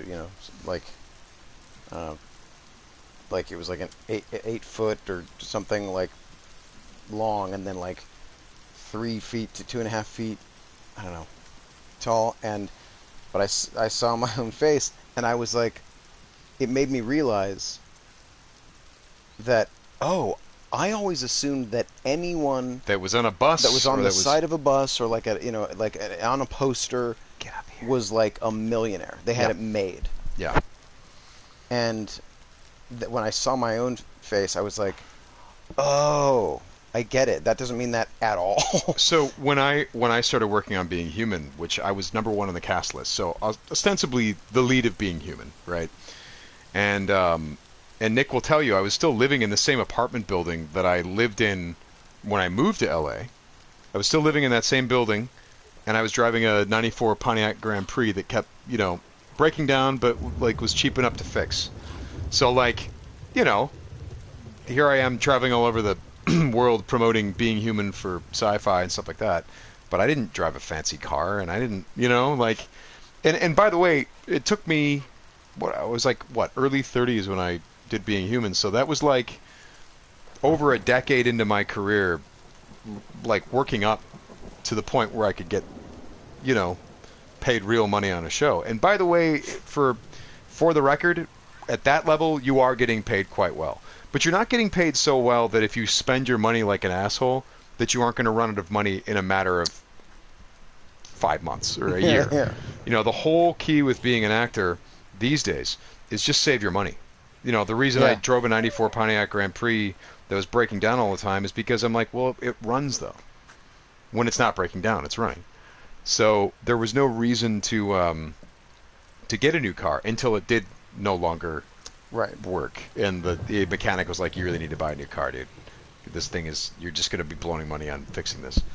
But so it's interesting. Like, I know Nick and I, the actors that we most commonly hang out with, you've seen them on stuff, but they're, like, if they don't work for a while, and by not working, I mean they're out constantly trying to get work, and if they don't score anything, they're done.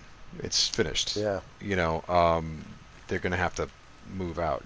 The reason people like David Hasselhoff, or like in the 80s, when I actually do think a lot of the people you saw on buses back in the 80s were actually maybe millionaires, because there was only 60 or 70 shows being made back then. Now there's 700 or 800 shows.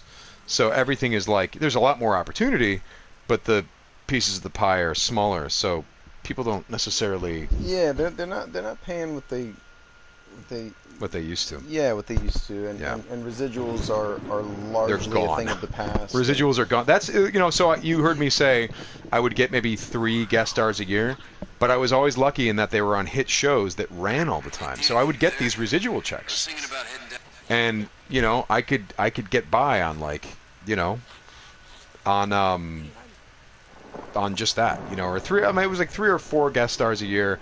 But those things would run all the time, and so I'd get paid all over again, and then get paid all over again. So it was, but these days residuals are kind of gone. In the music industry, it's even worse. Like with streaming, like what do they say? Like, in order to make minimum wage as a musician with your recordings, you need to get something like, I remember reading the statistic. You'd have to get something like 100,000 streams a month or something like that. No, you're gonna get yourself. Which is like kind of a joke. It's like that means you're legitimately popular, but you're gonna make minimum wage just doing that. So it's weird. It's very, very strange. But again, having said that, I have done jobs. I don't want to make anyone think we haven't done jobs where we got paid really well. We have. But the whole key is save the money. Because what if you don't work for a long time after that? What if you're constantly going around looking for work and you're unable to land it? Yeah. You know? So you just never know in this business. And honestly, guys, this is why I did the D&D book right here, or why I made the album, or whatever. It's like actors are blessed or cursed, depending on your point of view, with downtime. And you're trying to work on auditions and stuff like that, but then what if even auditions don't come in? What do you do? How do you, you better get creative. So, it's, Nick and I both have friends who've had to drop out of the industry. Yeah. Because they weren't making ends meet anymore. I've almost had to. Yeah. So again, look, and the thing is, it's always like feast or famine. There are years where you make like so much money, you're like, oh my God, I'm rich. But then you don't work for a while afterward. You're like, well, that money went away, didn't it? It went away real quick on things like rent. So it's interesting. It's an interesting little thing. The thing with like people like Johnny Depp, which is so interesting, he never ever had to learn what it was really like to be an actor, because he got his first audition and then never stopped working. At least what I understand, what I've been told.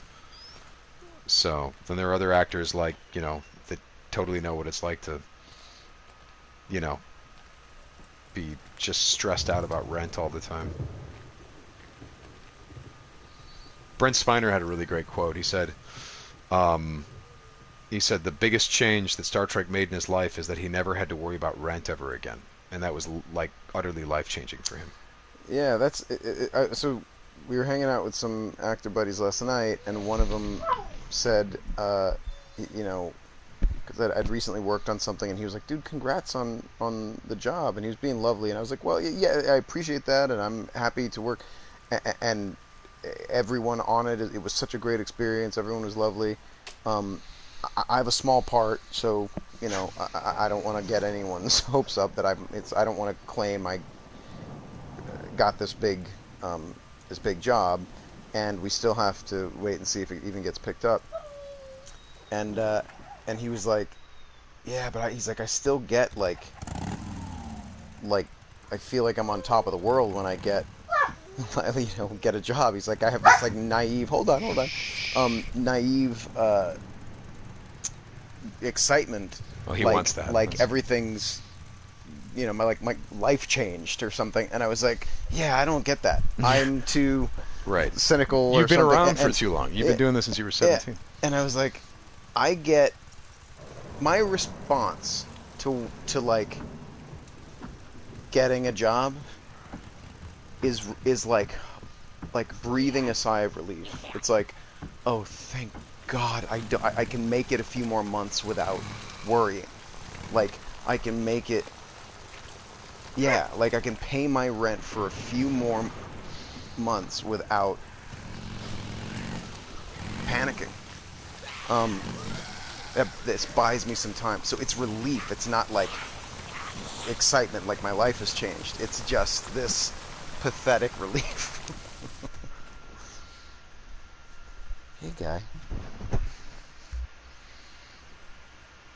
So again, we're not trying to paint a grim picture here, guys, but there is a reality. The overall point is, it's not like it was in this industry where if someone's on a TV show, they're, it's Mr. T, or it's Dirk Benedict. Yeah. It's it can be stressful, but I don't know. You get kind of used to it, I suppose. But the other part of it is that we do love what we do, so we get very engaged in these things that we get into. But yeah, it's a crazy, weird life that we've chosen. So yeah, I don't know.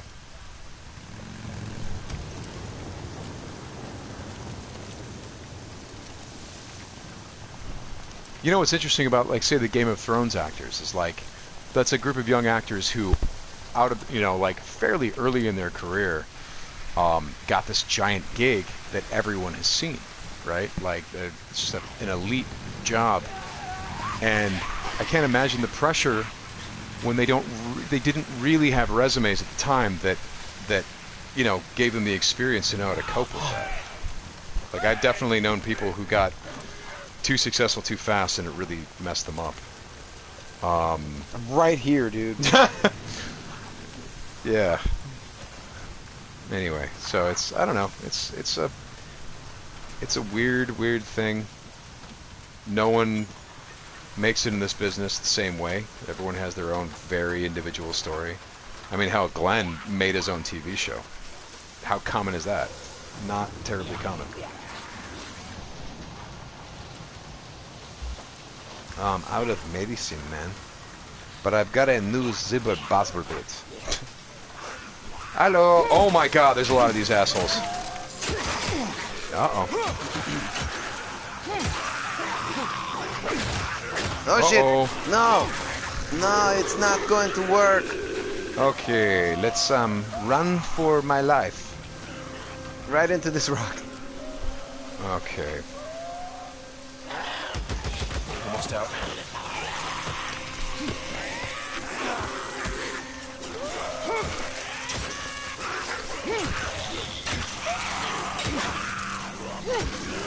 Nice. Oh, this is Give bad. them all one at a time. One or two at a time. Am I alive? I'm alive. Yeah. Oh God. Whoa. Okay. Okay. So, note to self: these guys are dangerous. Got your radio on? Had some time on my hands. Made you some shit. Booze, thank you. Yeah, I'll stop by when I can. Deacon out. All right. Well, ladies and gentlemen, I think we're going to wrap it up. But hey, I would definitely and humbly tell you guys that I would be absolutely thrilled if you guys jumped over to the Crash Tones links and listened to some of that music. You know, it's probably not for you. I think my music is generously described as not for everyone. But if you do like it, feel free to, you know, let me know or grab it or whatever. You know, that's one of those, like, for fun passion projects, and we got to do all kinds of stuff. There's a previous stream, if you check out the streams, where me and Chuck talk about some of the making of stuff on that album, and we had a really unique experience. Got to go to Skywalker Ranch. There was all this really fun Order stuff. the CD, nice. Oh, thank you so much. Really appreciate that. It's totally awesome. And again, for the record, I'm not asking that from the point of view of like, oh man, hurting for money, buy a CD, because right now I'm doing all right. I'm doing fine. It's been a good couple of years. But I don't. Oh my God, there's a wolf. That was a wolf. Oh my God, you're insane. I know, dude. My dog is really strong. Oh my God. He's insane. Holy Jesus. Dude, the wolves have surrounded me. This is not good.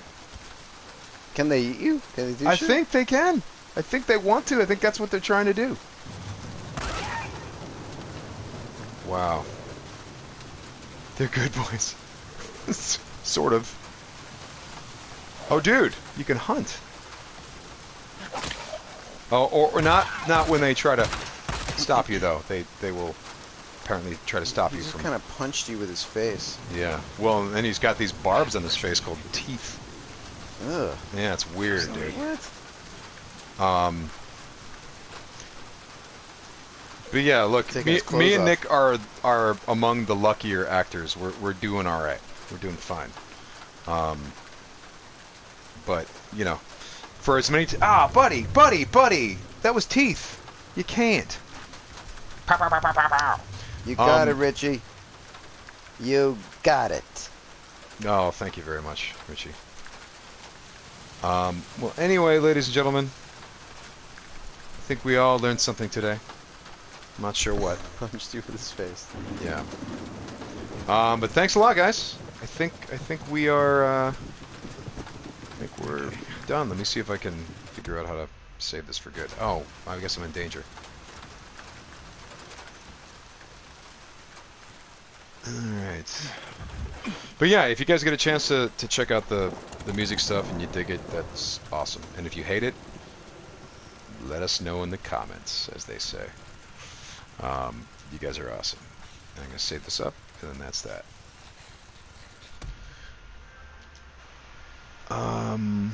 Okay. Alright. Alright, guys. Thanks so much.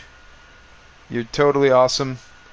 And I don't know how do you shut off the I don't know how to stop. Oh, here we go. Alright, guys. Have a good night.